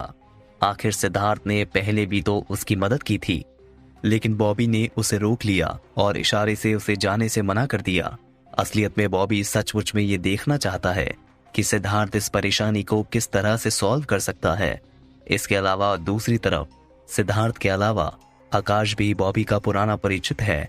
आखिर पॉलिटिकल और बिजनेस सर्कल में उसकी आकाश के साथ अक्सर आमना सामना होता रहता है। चूंकि बॉबी ने अतानु से रुककर देखने के लिए कहा, इसीलिए अतानु भी फिर से जल्दबाजी में वहां नहीं जाना चाहता है। वो लोग सिद्धार्थ का मुकाबला करने की ताकत को जानते हैं। उन्हें लगता है कि ये सभी स्टूडेंट्स जो काफी लंबे चौड़े और मजबूत दिख रहे हैं, सिद्धार्थ के सामने वो लोग सिर्फ हाड़ मांस के पुतले ही हैं। उन्हें इस बार सिर्फ एक ही बात की चिंता करने की जरूरत है कि इस बार की ये लड़ाई काफी बड़ी लड़ाई है। अगर सिद्धार्थ वाकई में जीत जाता है तो आकाश सिद्धार्थ को इतनी आसानी से छोड़ने वाला नहीं है। शायद बदला लेने के लिए वो अपनी ताकत के अलावा और दूसरे तरीकों का भी इस्तेमाल कर सकता है। सामने लड़ाई के मैदान में आकाश ने चुपके से सिद्धार्थ की तरफ इशारा किया और अपने आदमियों से कहा, जब हम अपना काम खत्म कर लें तो याद रखना, बाद में हमें इस आदमी का खास ख्याल रखना है। इसे इतना मारना है कि अपनी जान से हाथ धो बैठे। सिद्धार्थ के ग्रुप में लोगों ने देखा कि कियांश और आकाश की स्पीड काफी धीमी हो गई है। हालांकि इस ग्रुप में भी कुछ ऐसे लोग हैं जो बिल्कुल भी नहीं डरते, जैसे ध्रुव और वरुण, और खास तौर पर सिद्धार्थ, जिन्हें हम इस ग्रुप की ताकत कह सकते हैं। एक सिगरेट पीने के बाद सिद्धार्थ ने अपने बगल में रखे कूड़ेदान में सिगरेट फेंकते हुए ठहाका लगाकर कहा, तो फिर सब लोग आ गए हैं यहाँ। सिद्धार्थ के इस घमंड को देखकर कियांश को तुरंत बहुत गुस्सा आ गया और उसने कहा, तुम अपनी मौत को दावत दे रहे हो। जो लोग चारों तरफ नीचे बैठे बैठे चिल्ला रहे हैं, वो सब भी खड़े हो गए और सिद्धार्थ को घूरने लगे। उन्होंने अपनी मसल स्ट्रेच की और लड़ने के लिए तैयार हो गए। क्या होगा इस लड़ाई का नतीजा? क्या सिद्धार्थ इतने सारे लोगों से अकेला लड़ पाएगा? क्या होगा आगे, जानने के लिए सुनते रहिए तू मेरा हीरो नंबर 0, सिर्फ पॉकेट एफएम पर। ये देखते हुए कि आग करीब करीब लग चुकी है, आकाश भी उठकर खड़ा हो गया और अपने हाथ में पकड़ी हुई सिगरेट का आखिरी कश लेकर सिगरेट बट को नीचे फेंक देता है। फिर उसने अपनी उंगली से इशारा किया और बहुत ही कर्कश लहजे में दहाड़ते हुए बोला, भाई लोग मारो इसे, खास तौर से उस छोटे बाल वाले को इतना मारो कि वो यहीं पर दम तोड़ दे। शेर की तरह दहाड़ने के बाद आकाश को वाकई में लगा कि उसने कमाल कर दिया है। कियांश को अपनी दहाड़ में ऐसी पावर महसूस हो रही है जैसे कि उसने पूरी दुनिया के लिए कमांड किया हो, और उसकी दहाड़ की गूंज सभी जगह फैल रही है। स्पोर्ट्स स्टूडेंट्स मधुमक्खियों के झुंड की तरह आगे बढ़े। हर तरफ से चीखने चिल्लाने की आवाजें आने लगी, कहीं से डरने की, कहीं से दहाड़ने की और कहीं से जयकार के नारे की आवाज आ रही है। देश की एक फेमस यूनिवर्सिटी मुंबई यूनिवर्सिटी के एक कॉलेज में स्टूडेंट्स के एक बहुत बड़े ग्रुप ने गैंग बनाना शुरू कर दिया है। कुछ लोगों ने इंटरनेट पर इस इवेंट को अपलोड करने के लिए तस्वीरें लेना और वीडियोस बनाना शुरू कर दिया है। इतना ही नहीं, यहाँ तो ऐसे लोग भी हैं जिन्होंने अपना मोबाइल फोन निकालकर इस फाइट का लाइव टेलीकास्ट करने के लिए मुंबई यूनिवर्सिटी के कैंपस के वेब पेज में लॉगिन भी कर लिया है। ध्रुव और वरुण आमतौर पर काफी स्ट्रॉन्ग पर्सनालिटी के मालिक हुआ करते हैं, लेकिन कियांश, आकाश उनके 50-60 लड़कों को अपनी तरफ भाग कर आता हुआ देखकर उनके चेहरे का रंग उड़ गया। इतने लोगों के सामने वो कुछ भी नहीं कर सकते, लेकिन दानिश जो लड़ाई झगड़े का आदी है, वो इतनी पिटाई झेलने के बाद भी लड़ाई से नहीं डर रहा है। उसने अपने चेहरे से रिसता हुआ खून पोंछा और खतरनाक आवाज के साथ चिल्लाते हुए आगे बढ़ा। सिद्धार्थ ने भी जोर से दहाड़ मारी। दानिश ने देखा कि सिद्धार्थ ने अपने हाथ में पकड़ा हुआ सिगरेट लाइटर हवा में उछाल कर फेंका, तो लाइटर हवा में एक बहुत सुंदर आर्क बनाता हुआ करीब 2 मीटर की दूरी पर एक आदमी की नाक पर जाकर लगा। वो लाइटर उसकी नाक पर इतनी तेजी के साथ जाकर टकराया कि उस आदमी की नाक से खून बहने लगा। वो आदमी जोर से चीख पड़ा और जमीन पर गिर पड़ा। फिर वो अपनी नाक पकड़कर लगातार चीखने लगा, भाई लोग मार डालो उसे। कियांश जोर से चिल्ला पड़ा, डैम इट, तुमने फिर से लड़ने की हिम्मत की। अगर आज मैंने तुम्हें नहीं मारा तो आज के बाद मैं अपने पिताजी का नाम अपने नाम के साथ नहीं लगाऊंगा। भाई लोग, इन चूजों से डरने की कोई जरूरत नहीं है हमें। अगर कुछ भी गलत होता है तो उसकी पूरी जिम्मेदारी मैं लूंगा। लड़ाई की चीख और लोगों का शोर आसमान तक पहुंच रहा है, जैसा कि चारों तरफ गूंजता हुआ कोई युद्ध गीत बज रहा हो। अगर वो पूरी गैंग के साथ मुझ पर हमला करेंगे तो क्या मुझे किसी से डरना चाहिए? ये सोचते हुए दानिश आगे की तरफ तेजी के साथ बढ़ने लगा। इस तरफ के ग्रुप से दानिश ही पहला इंसान है जिसने सबसे पहले आगे की तरफ कदम बढ़ाया, जबकि सिद्धार्थ आगे बढ़ने वाला दूसरा इंसान है। लेकिन दूसरी तरफ सबसे पहले सिद्धार्थ ही पहुंचा। जब ध्रुव ने देखा कि सिद्धार्थ और दानिश, जो आमतौर पर बड़े केयरिंग नेचर के हुआ करते हैं, आज वो कुछ ज्यादा ही एक्टिव हो गए हैं और उसका दिल भी बड़े गर्व के साथ सुलग उठा। उसने अपना हाथ हवा में लहराते हुए कहा, भाई लोग चलो हम भी चलते हैं। आज हम इन कमीनों को मारकर वरुण का बदला लेंगे। चलो मेरे साथ, आज हमें दानिश का भी बदला लेना है। दानिश और वरुण का बदला लेकर हम अपनी गरिमा वापस लेकर आएंगे। वरुण ने भी जोर से दहाड़ते हुए कहा, मैं आज तुम लोगों से अपनी आखिरी सांस तक लड़ूंगा। पीछे खड़े सभी स्टूडेंट्स पर भी वरुण की दहाड़ का असर हुआ और फाइनेंस की क्लास के स्टूडेंट्स के अंदर भी लड़ाई का एहसास सुलगने लगा। कहने की जरूरत नहीं है, लेकिन फिर भी एक ग्रुप दूसरे ग्रुप को कैसे धमका सकता है? वरुण ने सोचा, मैं जब तक फाइट बैक नहीं करूंगा तब तक कायर ही कहलाऊंगा। तो क्या फ्यूचर में फाइनेंस के फर्स्ट ईयर के स्टूडेंट्स भी मेरे सामने मेरी इज्जत कर पाएंगे? फ्यूचर में अगर मैं कॉलेज में ही रहना चाहता हूं तो वो लोग आगे बढ़ जाएंगे और इसी तरह मुझे पीट पीट कर एक दिन मार ही डालेंगे। दोनों तरफ बराबर आग लग चुकी है, इसीलिए खतरनाक तरीके से चिल्लाते हुए दोनों पार्टी के लड़के आपस में भिड़ गए। हर तरफ की बद्दुआ, चीख पुकार, माता पिता का रोना धोना, सब कुछ लगातार सुना जा सकता है। तभी आकाश ने जल्दी से कुछ कहा और लोगों के एक ग्रुप ने सबसे पहले सिद्धार्थ पर अपना दावा बोल दिया। सिद्धार्थ भी एक राक्षस की तरह भिड़ चुका है, जो अपने सामने खड़े इन हाड़ मांस के पुतलों पर अपना घूसा मार रहा है। जिन लोगों को सिद्धार्थ ने मारने की कोशिश की वो सभी बड़ी दयनीय हालत में हैं। उनमें से एक तो सिद्धार्थ के सिर्फ एक ही घूसे से जमीन पर धराशायी हो गया। सिद्धार्थ की एक लात जमीन के टुकड़े को ही हवा में उड़ने के लिए काफी है। इस ग्रुप के स्टूडेंट्स की नजरें काफी अच्छी हैं। ये देखकर कि सिद्धार्थ लड़ने में इतना अच्छा है वो लोग भी चौंक गए।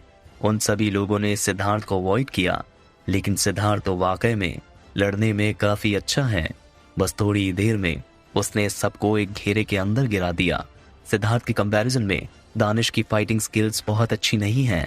सिद्धार्थ तो अपने पीछे खड़े उन सभी लोगों से लड़ सकता है। हालांकि दानिश ने पूरी ताकत लगाकर कुछ घूसे तो मारे, लेकिन दूसरे लोगों ने भी अपनी जान की बाजी लगाकर उसे चकमा दे दिया।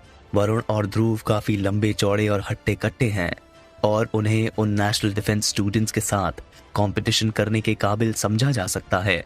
बंटू और उसके पीछे जो बाकी के क्लासमेट हैं, ना तो वो दानिश के जितने स्ट्रांग हैं और ना ही वो लोग दानिश की तरह मौत का सामना करने के लिए तैयार हैं। उन लोगों की सिचुएशन पैसिव लग रही है। Sports students, national defence students और दिन भर लड़ने भिड़ने वाले स्टूडेंट्स से कंपेयर किया जाए तो जाहिर है कि अंतर साफ दिखाई दे रहा है। सिद्धार्थ ने इन स्टूडेंट्स को तब तक जमकर पीटा जब तक कि वो लोग चूहों की तरह भागकर अपने बिल में न छिप गए। सिद्धार्थ ने अपनी नजर इधर उधर दौड़ाई तो देखा कि उसका ग्रुप नुकसान में है।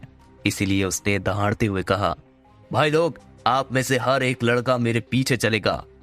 आगे बढ़ने के लिए मुझे झंडे के तौर पर इस्तेमाल करो। सिद्धार्थ ने खुद को लाल झंडे की तरह मान लिया है। वो एक तेज तर्रार सिपाही की तरह है जो हमेशा सबसे आगे रहता है। अब सिद्धार्थ सबसे आगे है। स्टूडेंट्स को भी अब तक ये एहसास हो चुका है कि सिद्धार्थ लड़ सकता है। वो लोग सिद्धार्थ के पीछे पीछे गए और धीरे धीरे एक तेज तलवार की तरह एक स्ट्रक्चर बनाया जो दुश्मन की लक्ष्मण रेखा को तोड़कर आगे निकल गई। उन सभी लोगों ने बिल्कुल सही तरीके से दाएं बाएं और चार्ज किया, लेकिन इसके ऑपोजिट आकाश और कियांश ये सब देखकर असमंजस में पड़ गए। पहले तो उन्होंने लंबे चौड़े मजबूत शरीर पर भरोसा करके फॉर्मेशन के ऊपरी हिस्से पर कब्जा कर लिया, लेकिन इस वक्त सिद्धार्थ और बाकी के दूसरे लोगों ने सिद्धार्थ को एक लीडर के तौर पर पाकर एक जॉइंट फोर्स की तरह बनाया है। इसके अलावा वैसे भी सिद्धार्थ लड़ने में इतना अच्छा है कि उसका एक ही घूसा किसी को भी धराशायी करने के लिए काबिलियत रखता है। वाकई में सिद्धार्थ लड़ाई में बहुत अच्छा है। सिद्धार्थ की मुट्ठी जैसे कि लोहे की बनी हो। उसके घूसे के आगे कोई नहीं टिक सकता।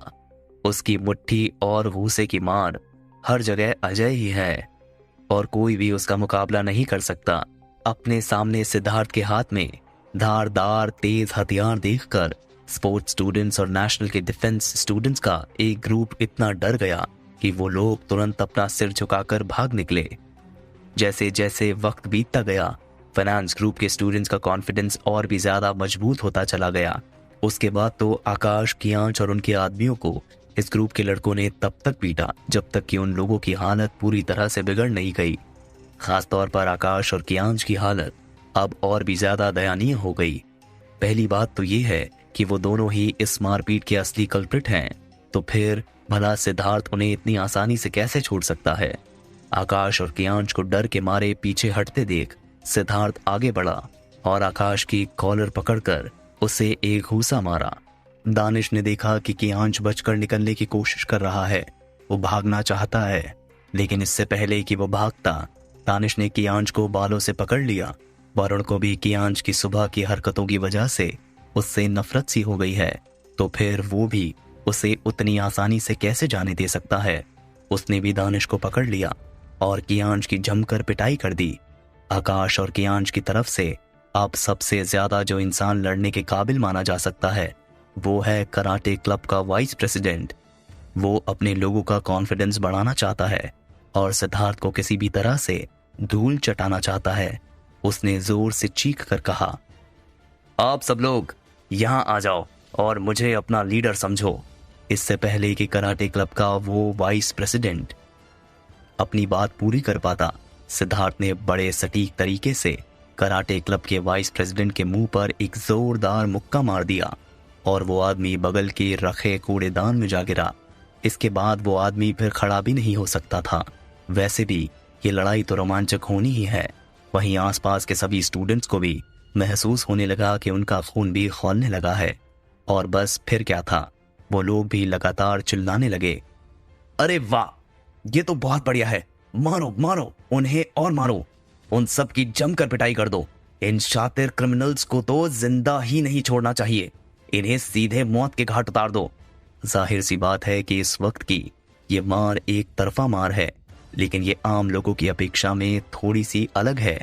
ये कियांश के लीडरशिप में चलने वाले स्पोर्ट्स स्टूडेंट्स की वजह से नहीं है, और ना ही ये नेशनल डिफेंस स्टूडेंट्स की वजह से है, जो काफी टफ होने का नाटक कर रहे हैं।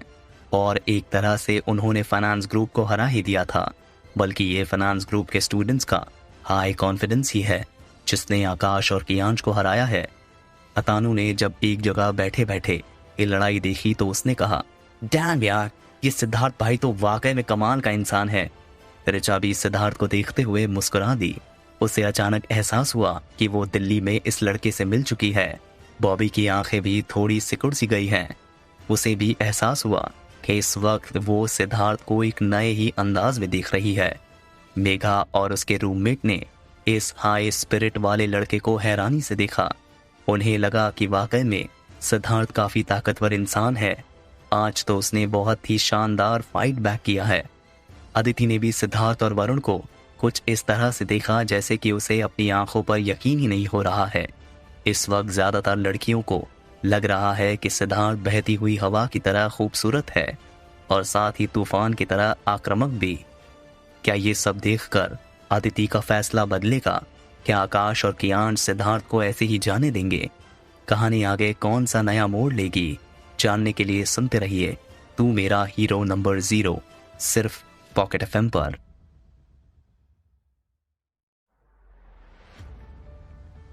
जब सिद्धार्थ ने कियांश और आकाश को हरा दिया तो वहां बैठे सभी लोगों को काफी हैरानी हुई और वो सब उसे आश्चर्य से देखने लगे। लड़कियां तो सिद्धार्थ के लिए ऐसा महसूस करने लगी जैसे कि सिद्धार्थ खुशनुमा हवा का कोई झोंका हो। जाह्नवी भी सिद्धार्थ को ऐसे देख रही है जैसे कि उसे अपनी आंखों पर यकीन ही नहीं हो रहा है। आज उसने खुद अपनी आंखों से सिद्धार्थ को बड़ी फुर्ती के साथ और कलाबाजियां मारते हुए देखा तो अचानक उसे एहसास हुआ कि उसके दादाजी ने उससे झूठ नहीं कहा होगा। अब तक तो जाह्नवी को इस बात पर शक था, लेकिन अब सिद्धार्थ के आज के करतबों और फाइटिंग स्किल्स को देखकर उसका शक पल भर में ही गायब हो गया है। अचानक किसी ने चिल्लाकर कहा, बॉयज, तुम लोग यहां से भाग जाओ, उन्होंने फिर से और भी लोगों को बुला लिया है। जिन्होंने सिद्धार्थ और उसके ग्रुप को चेतावनी दी है वो फाइनेंस कॉलेज की लड़कियां ही है। वैसे सिद्धार्थ की अच्छी खासी स्पीड की वजह से उसके ग्रुप का पलड़ा इस वक्त भारी है, लेकिन फिर भी आकाश और कियांश के और आदमियों के आने का इंतजार करना उसके लिए जरा मुश्किल होगा। जैसे कि उम्मीद थी बिल्कुल वैसा ही हुआ। आकाश और कियांश के पास अभी भी ऐसे लोग हैं जिन्हें वो लड़ने के लिए यहाँ बुला सकता है। तभी अचानक गुस्से से चीखते हुए कई लोगों की आवाजें सुनाई दी और फिर सिद्धार्थ ने काले कपड़े वाले आदमियों के एक ग्रुप को अपने हाथों में हॉकी स्टिक, तलवार और कुल्हाड़ी वगैरह लेकर तेजी से आते हुए देखा। वो लोग वाकई में काफी भयानक लग रहे हैं। अपने आसपास की भीड़ को एक एक करके दूर धकेलते हुए वो आगे बढ़ते ही जा रहे हैं और फिर उन्होंने अचानक तलवारों और कुल्हाड़ियों से हमला करने की तैयारी कर ली। उन लोगों की स्टाइल हवा में तेजी से आए तूफानों की तरह दबंग है और उनकी दहाड़ बाघ की तरह दमदार और खूंखार है। सामने करीब 30 साल का एक शख्स हाथ में हॉकी स्टिक लिए खड़ा है। उसके चेहरे पर मुंह के किनारे से लेकर आंखों तक चोट का काफी गहरा निशान है। वो सिर्फ भयंकर ही नहीं बल्कि बहुत ज्यादा खूंखार भी लग रहा है। वो सामने आकर चिल्लाया, रुको। उसकी आवाज सुनकर सिद्धार्थ दंग रह गया। वो भी ये देखने के लिए रुक गया कि ये आदमी कौन है और किस तरफ से आया है। इस वक्त आकाश, कियांश और बाकी के लोग अपनी अपनी इज्जत और साख बचाकर भाग रहे हैं। तभी उनकी नजर बादशाह भाई पर पड़ी तो वो लोग बहुत खुश हो गए। वो लोग उसकी तरफ कुछ ऐसे भागे जैसे उन्होंने अपने रक्षक को देख लिया हो। कियांश ने कहा, बादशाह भाई, आखिर तुम आ ही गए, अब तुम्हें मेरी मदद करनी ही होगी। तुम इन कमीनों को ऐसा सबक सिखाओ कि इनकी 7 पुश्तें भी याद रखे। एक काम करो, मार डालो इन्हें। आकाश ने अपने मुंह के किनारे से खून पोंछा और धीरे से कहा, अब ये सब तुम्हारे ऊपर है कि तुम कैसे किसे मारते हो, लेकिन अगर कुछ भी गलत होता है तो चिंता मत करना, इसकी जिम्मेदारी मैं लूंगा। दूसरी तरफ सिद्धार्थ के फाइनेंस ग्रुप के लोगों की आंखें डर से भरी दिखाई देने लगी। कियांश और आकाश से लड़ते वक्त वो सभी लोग बिल्कुल निहत्थे थे जो खाली हाथ लड़े। आखिर में वो सभी स्टूडेंट ही तो हैं।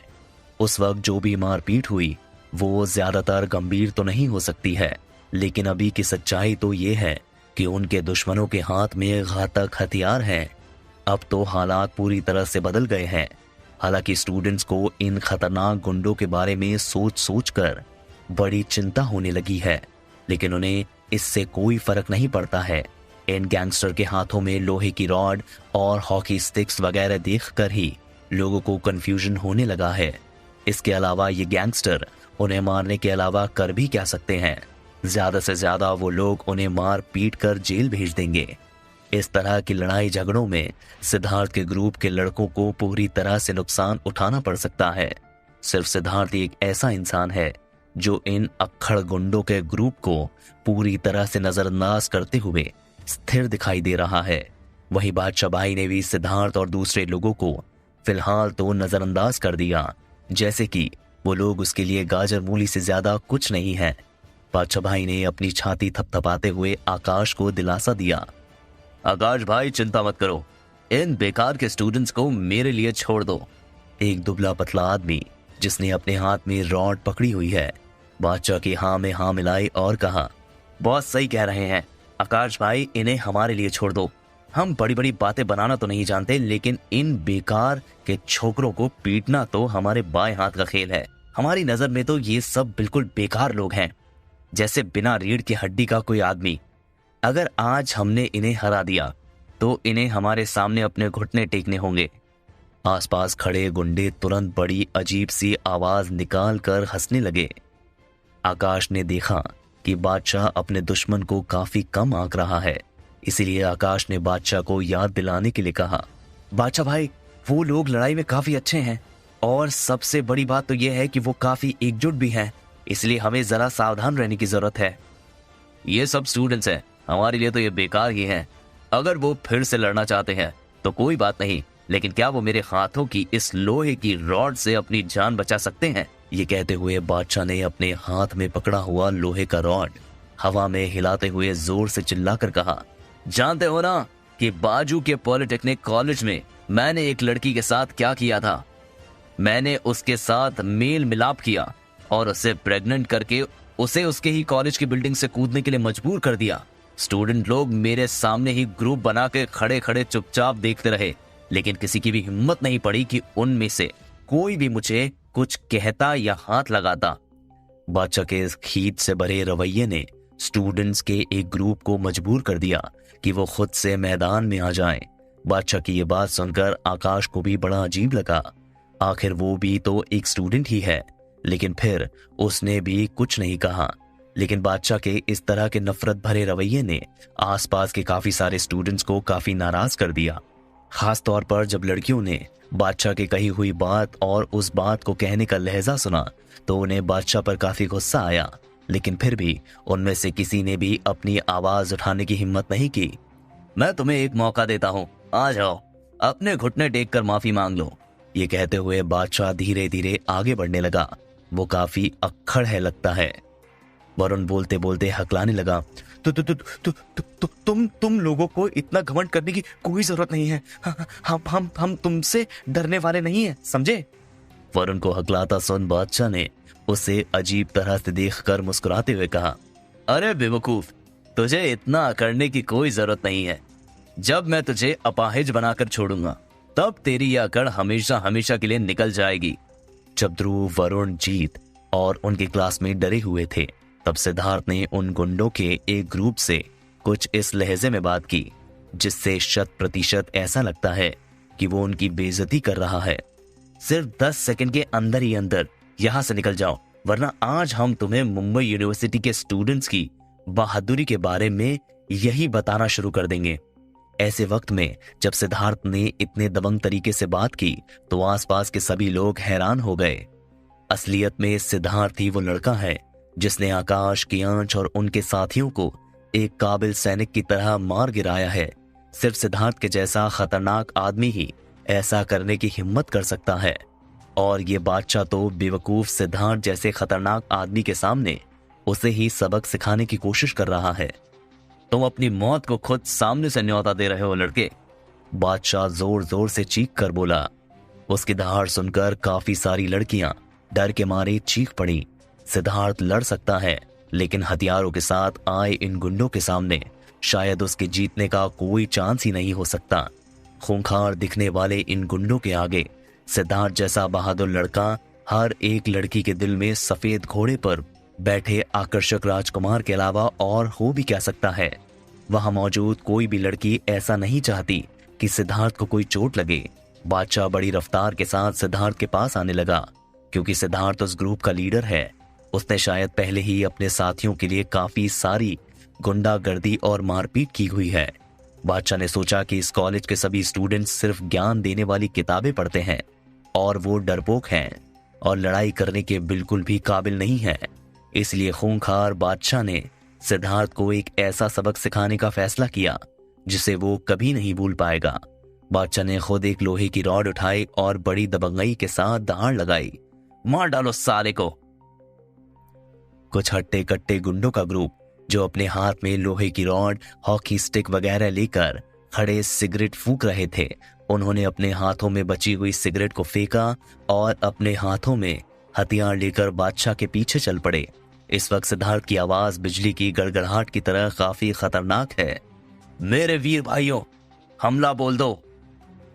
फिर जानवी, मेघा, अदिति और ढेर सारे स्टूडेंट्स की नजरों के सामने सिद्धार्थ ने खुद से मोर्चा संभाला और बादशाह की तरफ दौड़ पड़ा। ध्रुव भी पीछे से चिल्लाया, चलो भाइयों, टूट पड़ो। बस फिर क्या था, सारे के सारे लड़के शेर चीतों की तरह दौड़े और अपने दुश्मनों पर टूट पड़े। दानिश भी अपने चोटों से भरे चेहरे के साथ पूरी एनर्जी लगाकर जोर से चिल्ला पड़ा, मैं तुम लोगों से अपनी आखिरी सांस तक लड़ूंगा, और अगर मुझे मरना पड़ा तब भी मैं तुम में से कई लोगों को अपने साथ लेकर मरूंगा।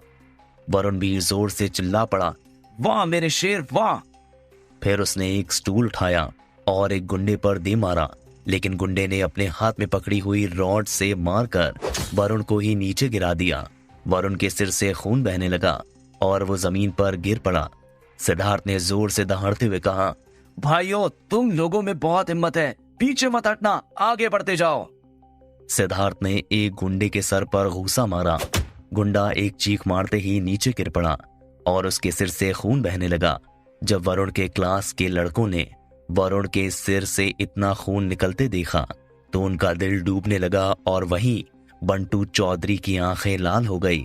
बंटू जोर से चीख पड़ा, भाइयों, उन्होंने हमें मारा है, सब लोग एक साथ टूट पड़ो, अटैक। इस तरह बंटू की आवाज में एक सैनिक वाला जज्बा है जिसे सुनकर बाकी के स्टूडेंट्स पर भी बहादुरी का कीड़ा काट गया।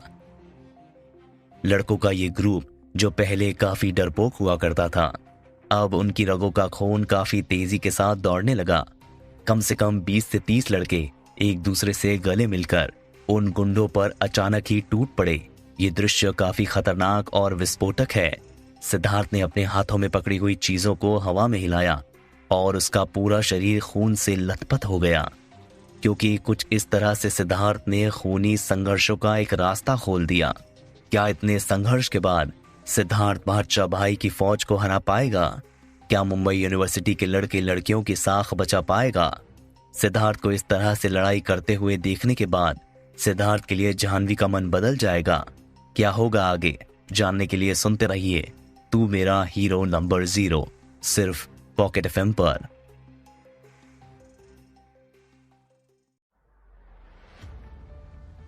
सिद्धार्थ से इंस्पिरेशन लेकर काफी सारे लड़के एक एक करके लड़ाई में शामिल होने लगे। सिद्धार्थ ने अपने हाथ में पकड़ी हुई चीजों को हवा में घुमाया और उसका पूरा शरीर खून के छींटों से भर गया। इस तरह सिद्धार्थ ने इस लड़ाई में खूनी संघर्ष का रास्ता खोल दिया। वैसे भी इस यूनिवर्सिटी के लड़कों में काफी एनर्जी भरी हुई है। बस बात सिर्फ इतनी सी है कि आमतौर पर कॉलेज के टीचर्स नहीं चाहते हैं कि स्टूडेंट्स नियमों का पालन ना करें, लड़ाई झगड़े करें या फिर किसी भी तरह की परेशानी की वजह बने। लेकिन आज तो ये गुंडे खुलेआम अपने पूरे गैंग के साथ कॉलेज के अंदर आ गए और स्टूडेंट्स के साथ जबरदस्ती मारपीट करके उन्होंने सबक सिखाने के नाम पर कोहराम ही मचा कर रख दिया। इसके अलावा सेकेंड ईयर के स्टूडेंट्स का भी काफी बोलबाला है, उनकी काफी चलती है। तो फिर वो लोग अभी तक आए क्यों नहीं? वो इस तरह से छुपकर और दबककर क्यों बैठे हुए हैं? इन नौजवान लड़कों का गर्म खून देखकर उन लोगों की रगों में बहते हुए खून में भी उबाल आने लगा है। जब दूसरे डिपार्टमेंट्स और क्लास के स्टूडेंट्स ने इन नौजवानों के खून में इतनी गर्मी देखी तो सीनियर लड़कों के खून में भी काफी तेजी के साथ उछाल और उबाल आने लगा। और फिर इसके अलावा बादशाह भाई ने अभी थोड़ी देर पहले ही अपनी बड़ाई करने के लिए कॉलेज की लड़की को लेकर जो बात कही थी वो भी कॉलेज के स्टूडेंट्स के लिए किसी बड़ी बेइज्जती से कम नहीं है। और खून से लथपथ हो चुके लड़के पीछे कैसे हट सकते हैं? ऐसे स्टूडेंट्स जिन्होंने शुरुआत में सिद्धार्थ के उन्हें बुलाने पर जवाब दिया था वो पहले से ही इस लड़ाई में शामिल हो गए हैं। लेकिन अभी भी कुछ स्टूडेंट्स तो ऐसे हैं जो बड़े डरपोक किस्म के हैं। वो बड़ी मासूमियत के साथ पूछते हैं, क्या इन गुंडों के इस ग्रुप को चाकू चलाना भी आता होगा? अरे कायरो, भगवान से डरो। जब तुम्हारे सिर पर आसमान का कहर टूटेगा तब तुम्हारी गुंडागर्दी तुम्हारे किसी काम नहीं आएगी। एक बहादुर लड़का आगे बढ़ा और फिर वहां जबरदस्त अफरा तफरी मच गई। इसके बाद ज्यादा से ज्यादा लड़के एक एक करके इस लड़ाई में शामिल होने लगे। अब यहाँ पर सिर्फ सिद्धार्थ और दूसरे लोग ही नहीं बल्कि पूरा का पूरा फाइनेंस ग्रुप भी आ चुका है। अब तक जो लड़के लड़कियां दर्शक बने हुए थे वो सभी अंदर चले आए। जो लोग ऊपर बैठकर खाना खा रहे थे वो लोग भी इस लड़ाई को दूरबीन से देखने लगे। अब ये हंगामा कभी खत्म ना होने वाली ऊंची ऊंची लहरों की तरह हो गया है जो इन गुंडों को निगलने के लिए ही आई है। वहीं दूसरी ओर सभी लड़के मुंबई यूनिवर्सिटी के लड़कों की गरिमा बचाए रखने के लिए लड़ना चाहते हैं। तब तक सिद्धार्थ ने अपने साथियों के साथ मिलकर कुछ और गुंडों को मार गिराया। इस वक्त ध्रुव से लड़ते हुए बादशाह भाई ने जब देखा कि सिद्धार्थ ने उसके कई आदमियों को मार गिराया है तो वो बड़े गुस्से में आ गया। उसने दहाड़ते हुए सिद्धार्थ से कहा, तेरी हिम्मत कैसे हुई मेरे आदमियों को मारने की? अब देख मैं तेरा क्या हाल करता हूं। जब बादशाह भाई इतनी बेरहमी के साथ कुछ भी कहने से बाज नहीं आ रहा है तो फिर मुंबई कॉलेज के स्टूडेंट्स भी अपने आप को कैसे रोक सकते हैं? सभी बादशाह की कही हुई उस बात के बारे में सोचकर हैरान हैं कि वो जालिम एक कॉलेज स्टूडेंट के साथ इंटीमेट रिश्ता बनाकर कैसे मुकर सकता है। उसने उस लड़की को सुसाइड करने के लिए मजबूर क्यों किया? क्या वाकई में उसे लगता है कि मुंबई यूनिवर्सिटी में पढ़ने वाले स्टूडेंट्स आवारा कुत्ते बिल्लियों की तरह हैं? खैर, इसके अलावा भी जब बादशाह ने देखा कि सिद्धार्थ उनके गुंडों के एक ग्रुप को कुत्ते बिल्लियों की तरह पीट रहा है तो उसका दिमाग ही खराब हो गया और वो बहुत गुस्से से आग बबूला हो गया। सिद्धार्थ ने इन कॉलेज स्टूडेंट्स को काफी हिम्मत दी है जिसकी वजह से आज ये स्टूडेंट उन पर हावी होने लगे हैं। देखा जाए तो दिखने में ये स्टूडेंट्स काफी पढ़ाकू लगते हैं। लगता है कि इनका लड़ाई झगड़े से कोई लेना देना ही नहीं है। लेकिन आज का मामला देखकर साफ साफ पता चलता है कि इन सभी लड़कों के दिल में एक तरह की क्रूर हिम्मत भरी हुई है। वो लोग सिर्फ पढ़ाई के बोझ की वजह से दबे हुए हैं, वरना अंदर ही अंदर तो ये लोग भी अपने दिल की भड़ास निकालने के लिए लड़ाई झगड़ा करने के लिए उतावले हुए जा रहे थे। इन 4 सालों की नीरस और शांति से भरे कॉलेज लाइफ में एक पल ऐसा भी है जिसमें काफी चुलबुलापन भरा हुआ है। स्टूडेंट्स नहीं चाहते कि कॉलेज में पढ़ाई और एग्जाम के अलावा कुछ और ना हो। कभी कभी कॉलेज के डिसिप्लिन को तोड़ने से कॉलेज लाइफ को थोड़ा बहुत रंगीन तो बनाया ही जा सकता है। फ्यूचर में जब भी ये स्टूडेंट्स अपनी यूनिवर्सिटी डेज को याद करेंगे तो उन्हें जोश और जुनून से भरे इन कुछ एक पलों की बहुत याद आएगी। जब वो लोग बूढ़े हो जाएंगे तब बड़े फक्र के साथ अपने पोते पोतियों को अपनी यूनिवर्सिटी डेज की कहानियां सुनाएंगे और ये भी बताएंगे कि एक बार वो बेरहम गुंडों के खिलाफ गैंग फाइट का हिस्सा बन चुके हैं। उन्होंने कई घातक हथियारों जैसे तलवार, हॉकी स्टिक, लोहे की खतरनाक रॉड का सामना निहत्थे रहकर किया और खून की नदियां बह गई। धीरे धीरे और भी ज्यादा स्टूडेंट्स लड़ाई में शामिल होने लगे और वहां का दृश्य पूरी तरह से एक जोशीले जुनून से भर गया। आखिर अब गुंडों के खिलाफ ये लड़ाई बहुत बड़े पैमाने पर एक तरफा खूनी खेल में तब्दील हो चुकी है। आज पहली बार यूनिवर्सिटी की लड़कियों को इतने बड़े पैमाने पर इस तरह के फसाद का सामना करना पड़ रहा है। कोई रो रहा है, कोई चिल्ला रहा है और किसी ने तो पुलिस को फोन तक लगा दिया है। लेकिन जब उन्होंने देखा कि उनके कॉलेज के लड़के समझदार आदमियों की तरह काम करते हुए उन गुंडों की फौज को बुरी तरह से पीट रहे हैं, तो उन्हें बेहद खुशी हुई। वो लोग उन गुंडों को तब तक पीटते रहे जब तक कि वो गुंडे चूहों की तरह रास्ता बनाकर वहां से भागने नहीं लगे। आखिर में उन्हें इस तरह से दुम दबाकर भागता हुआ देख लड़कियां भी खुशी के मारे उछल पड़ी। उस वक्त वहां से तरह तरह की आवाजें आ रही थी। तू अपने आप को गुंडा समझता है, गैंगस्टर है तू। ले और ले, तू और ले, तेरी 7 पुश्ते भी गैंगस्टर का ग बोलने के लिए कतराएंगी। और फिर एक के बाद एक गैंगस्टर की लगातार धमाधम पिटाई होने लगी। तभी एक और आवाज सुनाई दी। अबे भूतनी के, तुझे क्या लगता है कि तू मुंबई यूनिवर्सिटी में आकर हमारे लिए मुसीबत खड़ी कर देगा? अबे तेरी हिम्मत कैसे हुई ऐसा सोचने की? मैं आज तुझे जिंदा नहीं छोड़ूंगा। अब देख मैं तेरी जान कैसे निकालता हूँ कमीने। तू जानता नहीं कि तूने किससे पंगे लिए हैं। ऐसा लग रहा है कि जैसे स्टूडेंट्स उन गुंडों को उठा उठाकर जमीन पर पटक रहे हैं। सिद्धार्थ जानता है कि अब उसे कुछ भी करने की जरूरत नहीं है। उसने अपनी आंखों से देख लिया है कि मुंबई यूनिवर्सिटी के लड़कों का एक्साइटमेंट बहुत अच्छी तरह से एक उतावलेपन में बदल चुका है। ऐसा लगता है कि जैसे पूरी मुंबई यूनिवर्सिटी के स्टूडेंट्स की शांत जिंदगी जिस पर एक ब्रेक लग गया है। जाहिर है कि इस लड़ाई में और भी बहादुर लड़के शामिल होने वाले हैं। इन गुंडों के साथ आज क्या क्या होने वाला है वो तो शायद भगवान भी नहीं जानते।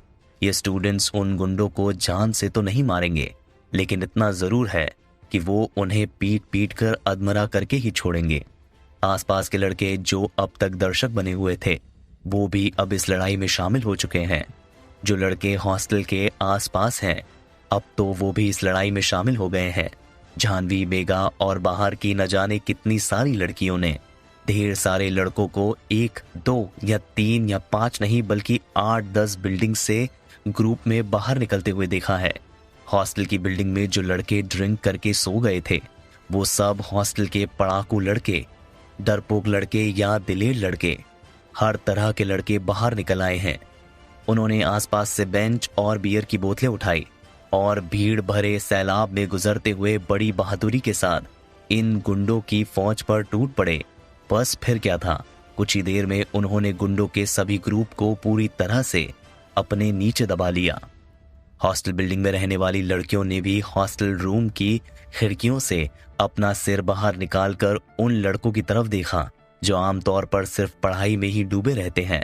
इस वक्त वो सभी लड़कियां इस सदमे में आ चुकी हैं कि अब वो कुछ भी नहीं बोल पा रही हैं। इस वक्त मुंबई यूनिवर्सिटी के सभी स्टूडेंट्स हीरो बन चुके हैं।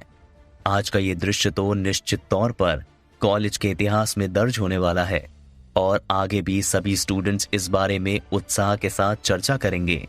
बादशाह भाई और उसके सभी आदमी जो अब तक धराशायी हो चुके हैं, काफी देर तक आवारा कुत्तों की तरह पिटते रहे। अब तो उनके पास अपना मुंह छिपाने की भी जगह नहीं है। स्टूडेंट्स लोग उन्हें हर तरफ से घेर कर दनादन पीटते जा रहे हैं। जाहिर है कि बादशाह बड़ी बुरी तरह से पिट चुका है। अब इस बात में शक की कोई गुंजाइश नहीं बची है कि बादशाह ही सबसे ज्यादा पीड़ित गुंडा है। अपनी आंखों के सामने हो रहे इस खतरनाक खून खच्चर वाली लड़ाई को देखकर इस वक्त जानवी बड़ी हैरान है, लेकिन उसकी आंखें अभी भी सिद्धार्थ को ही देख रही हैं। जानवी मन ही मन भगवान से प्रार्थना कर रही है, हे भगवान कृपा करना, कहीं सिद्धार्थ को चोट न लग जाए। उसे सिद्धार्थ के लिए बड़ी चिंता हो रही है। मेघा, अदिति और गर्ल्स हॉस्टल की सखी सहेली विंग की लड़कियां भी घबराकर प्रार्थना करने लगी, हे भगवान इन पर नजर रखना, कहीं कोई बड़ा हादसा न हो जाए, कोई मार मुरा ना जाए। लेकिन अपने कॉलेज में आए हुए गुंडों को चूहों की तरह तितर बितर होकर भागते हुए देखकर वो लोग भी बहुत ज्यादा खुश हो गए। अचानक उन्हें लगने लगा कि अपने फर्स्ट ईयर में इस कॉलेज के इन निडर लड़कों के साथ घुलना मिलना, जान पहचान बढ़ाना वाकई में बड़े इज्जत की बात है। कम से कम ये लड़के बहादुर और जिम्मेदार तो हैं। आज के बाद शायद ये सभी लड़के कॉलेज में और भी ज्यादा मशहूर हो जाएंगे। ये सब कुछ अपनी आंखों के बिल्कुल सामने होता देखकर अतानु, बॉबी, लक्षित, रिचा और बाकी सारे दूसरे लोग भी काफी हैरान हो गए। अतानु तो इतना एक्साइटेड हो गया कि उसने अपनी मुट्ठी बीच कर रगड़ ली और मैदान में उतरकर एक ट्रायल फाइट के लिए मचलने लगा। लेकिन क्योंकि पहले बॉबी ने उसे जाने से रोक दिया था, इसीलिए और अभी भी बॉबी ने उसे कुछ भी नहीं कहा है, इसलिए अतानु भागकर सिद्धार्थ की मदद के लिए नहीं जा पाया। रिचा ने भी बड़े उत्साह के साथ कहा, वाकई में वो लड़का तो लड़ने में सचमुच बहुत अच्छा है। बॉबी भी बैठे बैठे अपना सिर हिलाता रहा। फिर उसने कहा, वाकई में इस लड़के में तो गजब की हिम्मत है। उसने कॉलेज के हर एक लड़के के अंदर वही आग सुलगा दी जो उसके अंदर जल रही है। बात बिल्कुल सही है। हकीकत में सिद्धार्थ में हिम्मत तो बहुत है। वाकई में वो काफी हिम्मत वाला है, वरना ऐसे कैसे हो सकता था कि इतना बड़ा फसाद और उसे कोई झटका न दे। इस वक्त सिद्धार्थ की स्पिरिट ऐसी बिल्कुल नहीं थी जो 5-10 लोगों से एक साथ लड़ना चाहता हो, बल्कि उसके अंदर की भावना कुछ ऐसी है कि वो 10 के बजाय 100 लोगों से एक साथ लड़ना चाहता है। क्या होगा इस लड़ाई का अंजाम? गुंडों के पास हथियार है और कॉलेज स्टूडेंट्स निहत्थे थे। क्या ऐसे में इन नौजवानों का गर्म खून उन्हें इस लड़ाई को लड़ने और उन्हें जिताने के काम आएगा? क्या होगा आगे जानने के लिए सुनते रहिए तू मेरा हीरो नंबर 0, सिर्फ पॉकेट एफएम पर।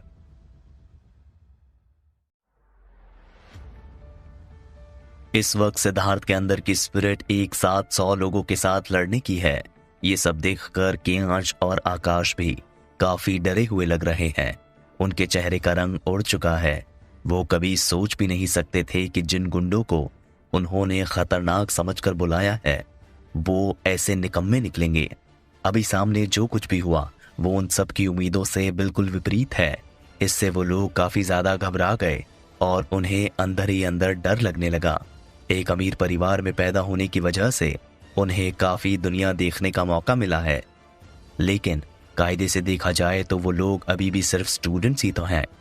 शायद छोटी मोटी झड़पों में आकाश और कियांश के लिए भी अपनी बहादुरी दिखाना मुमकिन रहा हो, लेकिन आज की 100 से भी ज्यादा लोगों वाले खतरनाक फसाद में जो कुछ भी हुआ उसे देखकर वो लोग भी काफी हैरान हैं। आज तो उनसे भी काफी बेवकूफियां हुई है। आज सब कुछ उन्हीं की वजह से तो हुआ है, और फिर इतने सारे नामी गुंडों को बुलाने वाले लोग भी तो वो लोग खुद ही थे। इन स्टूडेंट्स ने तो उन्हें भी ठिकाने लगा दिया। अगर आज उन्हें भी इनकी तरह सजा मिल गई होती तो जाहिर है कि वो लोग यहाँ से बचकर निकल भी नहीं पाते। कियांश और आकाश इतने ज्यादा डरे हुए हैं कि उन्हें कपकपी आने लगी है और वो अपनी कार में छुपकर वहां से भाग जाना चाहते हैं। कियांश और आकाश के साथ जो लड़कियां हैं इस वक्त वो भी इस हद तक डर गई हैं कि उनके चेहरे के रंग उड़ गए हैं। अब तक उन्हें जिस बात पर इतना घमंड हुआ करता था अब तो वो भी जाता रहा। अब कियांश, आकाश और उनके आदमी इतना ज्यादा घबरा गए हैं कि उन्हें वहां से भागने के अलावा कुछ और समझ भी नहीं आ रहा है।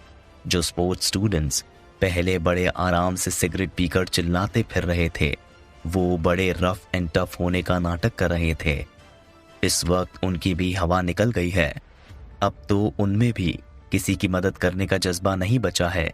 इस बार तो लड़ाई शुरू होने से पहले ही वो लोग इधर उधर हो लिए, लेकिन पता नहीं तभी कियांश और आकाश को किसी ने नोटिस किया और चिल्लाकर कहा, भाई लोग, असल अपराधी तो वो लोग हैं, उन्हें भागने मत देना। इस वक्त कियांश और आकाश वहां से भागने की कोशिश कर रहे थे।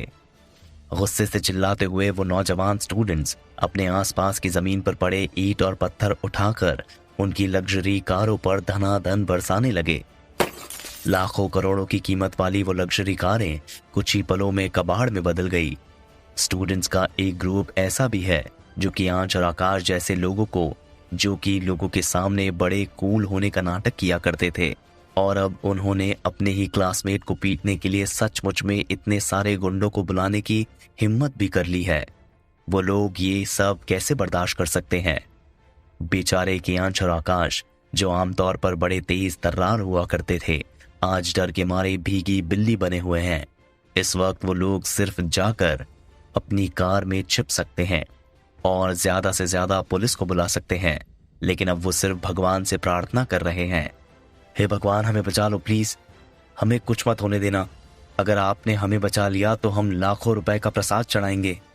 ये तो गनीमत थी कि इन स्टूडेंट्स के हाथ में जो भी हथियार हैं, ईंट पत्थर हैं, वो सारे के सारे काफी नॉर्मल हैं। उनसे इतने कम वक्त में कार की खिड़की के शीशे तोड़ना इतना भी आसान नहीं है। जब तक गैंगस्टर की ये फौज पूरी तरह से हिलने डुलने से लाचार नहीं हो जाती, तब तक ये स्टूडेंट्स वहां से हिलने का नाम भी नहीं लेने वाले। इसके बाद आखिर में कॉलेज के सिक्योरिटी डिपार्टमेंट ने अपने कुछ गार्ड्स को बेचकर सभी लड़कों को तितर बितर कर दिया। कुछ देर के बाद पास के पुलिस थाने ने भी अपने सिपाहियों को भेज दिया। वो सिद्धार्थ, ध्रुव और दूसरे लोगों का बयान लेने के लिए उन्हें कॉलेज के सिक्योरिटी डिपार्टमेंट में बुलवा लिया। जो गुंडे मारपीट करने आए थे, उन्हें इलाज के लिए अस्पताल भेजा गया। अस्पताल में इलाज के दौरान बताया गया कि उनकी चोटें काफी गंभीर हैं। अब अपने दरवाजे पर आकर भौंकने वाले कुत्ते को पीटने पर गंभीर चोटें भला कैसे नहीं आएगी। जब स्टूडेंट सिक्योरिटी डिपार्टमेंट में पहुंचे तो सिक्योरिटी डिपार्टमेंट के हट्टे कट्टे सिक्योरिटी हेड ने पूछा, ये लड़ाई किसने शुरू की है? मैंने, कहते हुए सिद्धार्थ उठकर खड़ा हो गया। लड़ाई के मामले में वो सबसे ज्यादा अग्रेसिव था। उसे लड़ाई झगड़े से सबसे ज्यादा नफरत है, लेकिन उस वक्त उसके पास इसे अवॉइड करने का कोई और तरीका ही नहीं था। वरुण से अब और सहन नहीं हुआ।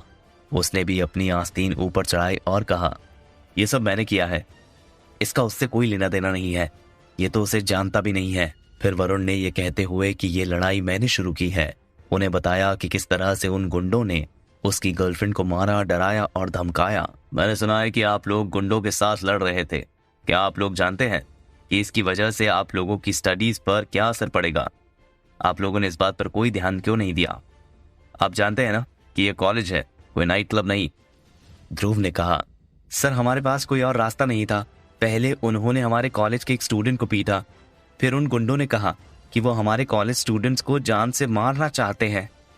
उन्होंने तो यहाँ तक कहा कि वो लोग हमारे कॉलेज की लड़कियों की इज्जत के साथ खेलते रहे और किसी में हिम्मत नहीं है कि कोई भी उनके खिलाफ अपनी आवाज उठाने की हिम्मत कर सके। अब जीत कैसे चुप रह सकता है? उसने भी जल्दी से कहा, हाँ, ये सब बिल्कुल सच है सर, आप खुद ही देख लीजिए, हमारे कॉलेज के मैदान में अभी भी उनके छोड़े हुए हथियार भरे पड़े हैं। सिक्योरिटी हेड भी ये सब सुनकर थोड़ा नाराज हो गया। उसने फिर से जमीन पर पड़े हथियारों की तरफ देखा और मन ही मन उन गुंडों को कोसने लगा। ये गुंडे लोग मुंबई कॉलेज को समझते क्या है? जब उनकी मर्जी होगी तब आकर वो बड़े मजे से जिसे चाहे धमका सकते हैं क्या? लगता है उन्होंने हमें सचमुच में मजाक ही समझ रखा है। दिल ही दिल में सिक्योरिटी हेड काफी हद तक मुंबई कॉलेज के स्टूडेंट्स के हक में ही अपना झुकाव महसूस कर रहा है, लेकिन उनके साथ आए पुलिस ऑफिसर इससे काफी नाखुश हैं। एक पुलिस ऑफिसर जो अभी 30 साल का होगा, उसने कहा, आपने काम तो हीरो का किया है, लेकिन क्या आप ये नहीं जानते कि आपने उन्हें इतना पीट दिया है कि उसकी वजह से हमें उन्हें अस्पताल में भर्ती करवाना पड़ा है। आपने किसी इंसान को जख्मी किया है, ये पर्सनल इंजरी है और ये कानून के खिलाफ है। आपने कानून तोड़ा है, इसके लिए आपको कानून की दी गई सजा तो भुगतनी ही पड़ेगी। सिद्धार्थ को ये जानकर काफी हैरानी हुई कि वो हकीकत में उस पुलिस वाले को जानता है। इसी ऑफिसर ने उसे कार्तिक के बारे में पूछताछ करने के लिए गिरफ्तार किया था, जब कार्तिक ने सॉफ्टवेयर से छेड़छाड़ करते हुए इल्लीगल काम किया था। इस पुलिस ऑफिसर का नाम केतन चोपड़ा है और उस वक्त यही केतन चोपड़ा सिद्धार्थ को खाना भी परोसा करता था। पुलिस ऑफिसर की बात सुनकर वरुण बिल्कुल भी खुश नहीं था। उसने कहा, सर उन्होंने हमें पहले मारा, तो क्या पलटकर उसे उसी की भाषा में जवाब भी नहीं दे सकते हैं? हम उन्हें कोई जान से तो नहीं मार रहे। केतन ने कहा, अब हमारी सोसाइटी काफी न्याय संगत हो गई है, पुलिस के आने पर हम लोग इस बारे में बातचीत करेंगे। जीत ने कहा, सर हमने पुलिस स्टेशन पर कॉल भी किया, फोन की घंटी बजती रही, लेकिन किसी ने कोई जवाब नहीं दिया। केतन ने गुस्से में टेबल पर अपना हाथ पटकते हुए कहा, कौन बोला रे? क्या हम यहां नहीं आए हैं? वो तो उन गुंडों में से किसी ने फोन करके आपको यहां पर बुलाया है, किसी ने धीरे से बुदबुदा कर कहा। केतन की आंखें चौड़ी हो गई। ये कौन बोला? कौन बात कर रहा है? वहां पर जो एक दूसरा पुलिस वाला मौजूद है, उसने कहा, क्या आप लोगों को लगता है कि बाकी सब भी आप बेवकूफ स्टूडेंट्स की तरह कानून की कदर नहीं करते हैं? कोई किसी को ऐसे ही मार सकता है क्या? आप लोग जो कहानी सुना रहे हो उसके उलट मुझे तो लगता है कि सबसे पहले परेशानी शुरू करने वाले आप लोग ही रहे होंगे। जरा देखिए इन स्टूडेंट्स को, ये तो गुंडों से भी ज्यादा बड़े गुंडे लग रहे हैं। पढ़ाई क्या खाक करेंगे? मुझे लगता है कि सबसे पहले आप लोगों को हिरासत में लेना चाहिए। इस नौजवान पुलिस वाले का नाम बसंत लोखंडे है। वो काफी पहले से ही इन स्टूडेंट्स को नापसंद करता है। बसंत कॉलेज का एंट्रेंस एग्जाम पास नहीं कर पाया था। बाद में उसने अपने पिताजी के कॉन्टैक्ट्स के भरोसे 1 साल के लिए पुलिस एकेडमी ज्वाइन की और आखिर में उसे काम करने के लिए सचमुच में एक पुलिस स्टेशन पर पोस्टिंग मिल गई। हालांकि उसकी ये पोस्टिंग सिर्फ एक टेम्परेरी पोस्टिंग है। ये सिर्फ अभी कुछ ही समय के लिए है, जब तक कि उसके पिताजी उसके लिए एक ऑफिशियल पोस्टिंग का इंतजाम न कर ले। इसके अलावा जब से उसने वर्दी पहनी है तब से उसके पास बादशाह भाई जैसे लोगों की कमी कोई नहीं है, जो उसे आए दिन परेशान करते रहते हैं। जाहिर सी बात है कि एक बार उन्हें देखने के बाद बसंत स्वाभाविक तौर पर इन अमीर स्टूडेंट्स पर जरा सा भी ध्यान देना बंद कर दिया। इन अमीर स्टूडेंट्स के इस ग्रुप को अपने पांव तले रौंदने से बसंत लोखंडे को खुशी का एक एहसास हुआ, जिसके बारे में बात करके नहीं बताया जा सकता। लेकिन बसंत की इस कड़वी बातों ने स्टूडेंट्स का दिल बहुत दुखा दिया। बाहर के कुछ स्टूडेंट्स भी अंदर घुस आए। जब उन्होंने पुलिस की बात सुनी तो कुछ स्टूडेंट्स तो फौरन ही भड़क उठे। बाहर से किसी ने चिल्लाकर कहा, क्या कहा? क्या आप लोगों का ज़मीर अब भी जिंदा है? लगता है कि आप सब पहले से ही बिक चुके हो। जब हमने फोन किया तो आप लोगों ने कोई जवाब नहीं दिया, लेकिन जब उन गुंडों ने फोन किया तो आप लोग बड़ी जल्दी से यहाँ पहुंच गए। क्या हमें इतना भी समझ में नहीं आता होगा? बिल्कुल सही बात है। हमें शक है कि आपका पुलिस स्टेशन और वो गुंडे लोग एक ही थैले के चट्टे बट्टे हैं। आप लोग उनके साथ मिले हुए हैं। बिल्कुल ठीक, जैसे सांप और चूहों का घोंसला। बाहर से हर तरह के कटाक्ष भरी टिप्पणियों ने बसंत को और भी ज्यादा चिढ़ा दिया। उसने लगभग चीखते हुए कहा, अब अगर आप में से किसी ने भी फिर से अपना मुंह खोला तो मैं उसे पुलिस स्टेशन ले जाकर इतना मारूंगा। बसंत के बगल में एक बूढ़ा पुलिस वाला भी बैठा है, जिसके दिल में इंसाफ और कानून के प्रति सद्भावना भरी हुई है। उन्होंने खुद भी यही महसूस किया कि बसंत कुछ ज्यादा ही बकवास किए जा रहा है, तो उससे रहा नहीं गया और उसने बसंत की बात काटते हुए बड़ी नरमी से कहा, चलो पहले हम अपना काम करते हैं। इस मामले की पूरी तरह से जांच करने के बाद डिसीजन लेने में हमें देर नहीं होगी। क्या कॉलेज के इन लड़कों को इंसाफ मिलेगा? क्या अपनी वर्दी के दम पर बसंत उन्हें परेशान कर पाएगा? क्या होगा आगे जानने के लिए सुनते रहिए तू मेरा हीरो नंबर 0, सिर्फ पॉकेट एफएम पर। जब बसंत के पास बैठे एक अनुभवी पुलिस वाले ने देखा कि बसंत लगातार फालतू की बकवास किए जा रहा है, तब उसने बसंत की बात काटते हुए थोड़ी नरमी से काम पर फोकस करने के लिए कहा, ताकि इस मामले की अच्छी तरह से जांच करने और डिसीजन लेने में ज्यादा देर न हो जाए। अनुभवी पुलिस वाले ने रिपोर्ट लिखना शुरू किया। कुछ गुंडे बदमाशों का एक ग्रुप कॉलेज में घुस आया और स्टूडेंट्स की पिटाई करने लगा। सिर्फ इतना ही नहीं, उन्होंने हथियार के तौर पर चाकू का इस्तेमाल भी किया। नहीं, इस तरह से शुरू करना सही नहीं होगा। पुलिस लाइन में कई सालों के एक्सपीरियंस की वजह से लगता है कि इस तरह की रिपोर्ट से नुकसान सिर्फ गुंडों को ही भुगतना पड़ेगा। अगर सचमुच में ऐसा ही चलता रहा तो न सिर्फ मुंबई यूनिवर्सिटी के प्रिंसिपल नाराज हो जाएंगे, बल्कि पुलिस की कार्रवाई में ज्यादा देर होने की वजह से उन्हें और भी ज्यादा परेशानी होगी। दूसरे शब्दों में कहा जाए तो किसे गिरफ्तार किया जाएगा और किसे रिहा किया जाएगा, ये तय करने के लिए तजुर्बेकार पुलिस वाले के दिल में एक पैमाना भी है। बसंत भी अच्छे से जानता है कि वो इस वक्त जनता को नाराज नहीं कर सकता। ये कहने की बात नहीं है, लेकिन बसंत थाने पहुंचकर सबसे पहले बादशाह बाई से बात करना चाहता है और फिर सिद्धार्थ को हिरासत में लेकर लॉकअप में डालना चाहता है। इसके बाद तो बसंत के पास सिद्धार्थ को मारने के लिए बहुत सारे तरीके होंगे। पुलिस के जाने के बाद सिक्योरिटी डिपार्टमेंट के लोगों ने सिद्धार्थ और बाकी के लोगों को सबक सिखाया। फिर उनका स्टेटमेंट लेने के बाद उन्हें भविष्य में कभी भी दंगा फसाद न करने की बात समझा बुझाकर सिक्योरिटी हेड ने उन्हें बाय करने के लिए अपना हाथ हिला दिया। इस बारे में सिद्धार्थ से बात करते हुए सिक्योरिटी टीम को भी लगा कि इन गुंडों ने वाकई में मुंबई यूनिवर्सिटी के सिक्योरिटी डिपार्टमेंट को पूरी तरह से नजरअंदाज किया है। वाकई में सिक्योरिटी फोर्स के होते हुए भी ये गुंडे कॉलेज स्टूडेंट्स को मारने के लिए जानलेवा हथियार लेकर कॉलेज में घुस आए और किसी को कानो कान खबर भी नहीं हुई। ये सचमुच काफी शर्मनाक बात है। ये बात कॉलेज के सिक्योरिटी फोर्स की बेइज्जती करवाने के लिए काफी है। सिक्योरिटी डिपार्टमेंट के लोगों के मुताबिक स्टूडेंट्स ने उन गुंडों को ज्यादा बेरहमी से पीटा ही नहीं है, बल्कि उन्होंने तो इन गुंडों को पीट पीट कर मार ही डालना चाहिए था, ताकि इन सभी गुंडों को आज एक ऐसा सबक मिल जाता जिससे वो लोग अपने बाकी की जिंदगी में कभी नहीं भूल पाते। अगर इन गुंडों और मवालियों को पता होता कि आज उनका ऐसा हाल होने वाला है तो वो पहले से ही समझ जाते कि इस कॉलेज के स्टूडेंट्स को धमकाना इतना भी आसान नहीं होगा। सिक्योरिटी डिपार्टमेंट से निकलने के बाद उन्होंने देखा काफी सारे स्टूडेंट्स अब भी बाहर उन लोगों का इंतजार कर रहे हैं। अनगिनत स्टूडेंट्स अंदर से लेकर बाहर तक उन लोगों का इंतजार कर रहे हैं। सखी सहेली गर्ल्स हॉस्टल की लड़कियों के अलावा जाह्नवी और आशी भी वहां पर है। यहाँ जो हो रहा है वो जाह्नवी समझ सकती है, क्योंकि उसने पहले ही सिद्धार्थ से मिलने के लिए प्लान बना रखा था। लेकिन आशी ये सब देखकर काफी हैरान हो रही है। जिस बात के बारे में इतनी बातें हो रही हो, जिसकी वजह से इतना बड़ा हंगामा हो गया हो, वो बात आशी को अब तक पता भी ना हो, ऐसा तो हो ही नहीं सकता। इसके अलावा इसकी शुरुआत फाइनेंस कॉलेज से हुई है और इस लड़ाई में बहुत से लोग शामिल हैं। स्टूडेंट्स यूनियन की हेड होने के नाते अगर आशी यहाँ के हालात देखने के लिए आई है तो उसे अच्छी तरह से समझ लेना चाहिए कि वो इस वक्त क्या देख रही है।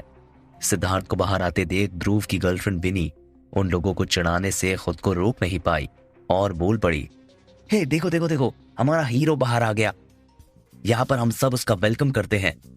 आसपास के सभी लोग खिलखिलाकर हंस पड़े और फिर उन लोगों के पीछे तालियों का दौर शुरू हो गया। लेकिन सिद्धार्थ वाकई में अभी भी काफी दबंग लग रहा है। बिल्कुल सही वक्त पर उसने मोर्चा संभाल लिया था, वरना आज वो अपनी टीम के खून में इतना उबाल लाने में कभी भी कामयाब नहीं हो सकता था। जाह्नवी ने भी अपनी पलकें झपकाई और थोड़ा मुस्कुराते हुए पूछा, सिद्धार्थ, कॉलेज ने तुम्हें सजा तो नहीं दी होगी, है ना? सिद्धार्थ ने अपना सिर हिला दिया। मन ही मन में उसने सोचा, कॉलेज की सिक्योरिटी टीम तो काफी फ्रेंडली है, लेकिन पुलिस वाले अच्छे नहीं थे। लेकिन उनमें से कुछ ऐसे भी थे जिनमें अनुभवी पुलिस वाले की तरह इंसाफ की भावना भी मौजूद है। जाह्नवी के कंपैरिजन में जो सिर्फ मुस्कुरा कर ही रह गई थी, ये खूबसूरत लड़की आशी, जिसे किताबी कीड़ा कहना गलत नहीं होगा, कि ठंडी निगाहों में कहीं ज्यादा चिंता दिखाई दे रही है। उसने चिंतित लहजे में पूछा, तुम लोगों को चोट तो नहीं लगी है ना? तुम लोग अपनी फुल बॉडी चेकअप के लिए अस्पताल चलना चाहते हो क्या? जाह्नवी ने कहा, मैंने सुना है कि इस लड़ाई में काफी खून खराबा हुआ है। मैं उम्मीद करती हूँ कि हमारे कॉलेज का हर एक स्टूडेंट पूरी तरह सेफ होगा और उसे भारी चोट नहीं आई होगी। फिर आशी की तरफ पलटकर जाह्नवी ने चुटकी लेते हुए अपने आसपास के क्लासमेट्स को देखते हुए ताना मारकर आशी को चिढ़ाते हुए कहा, आशी, तुम हमारे हीरो के साथ फुल बॉडी चेकअप के लिए क्यों नहीं चली जाती?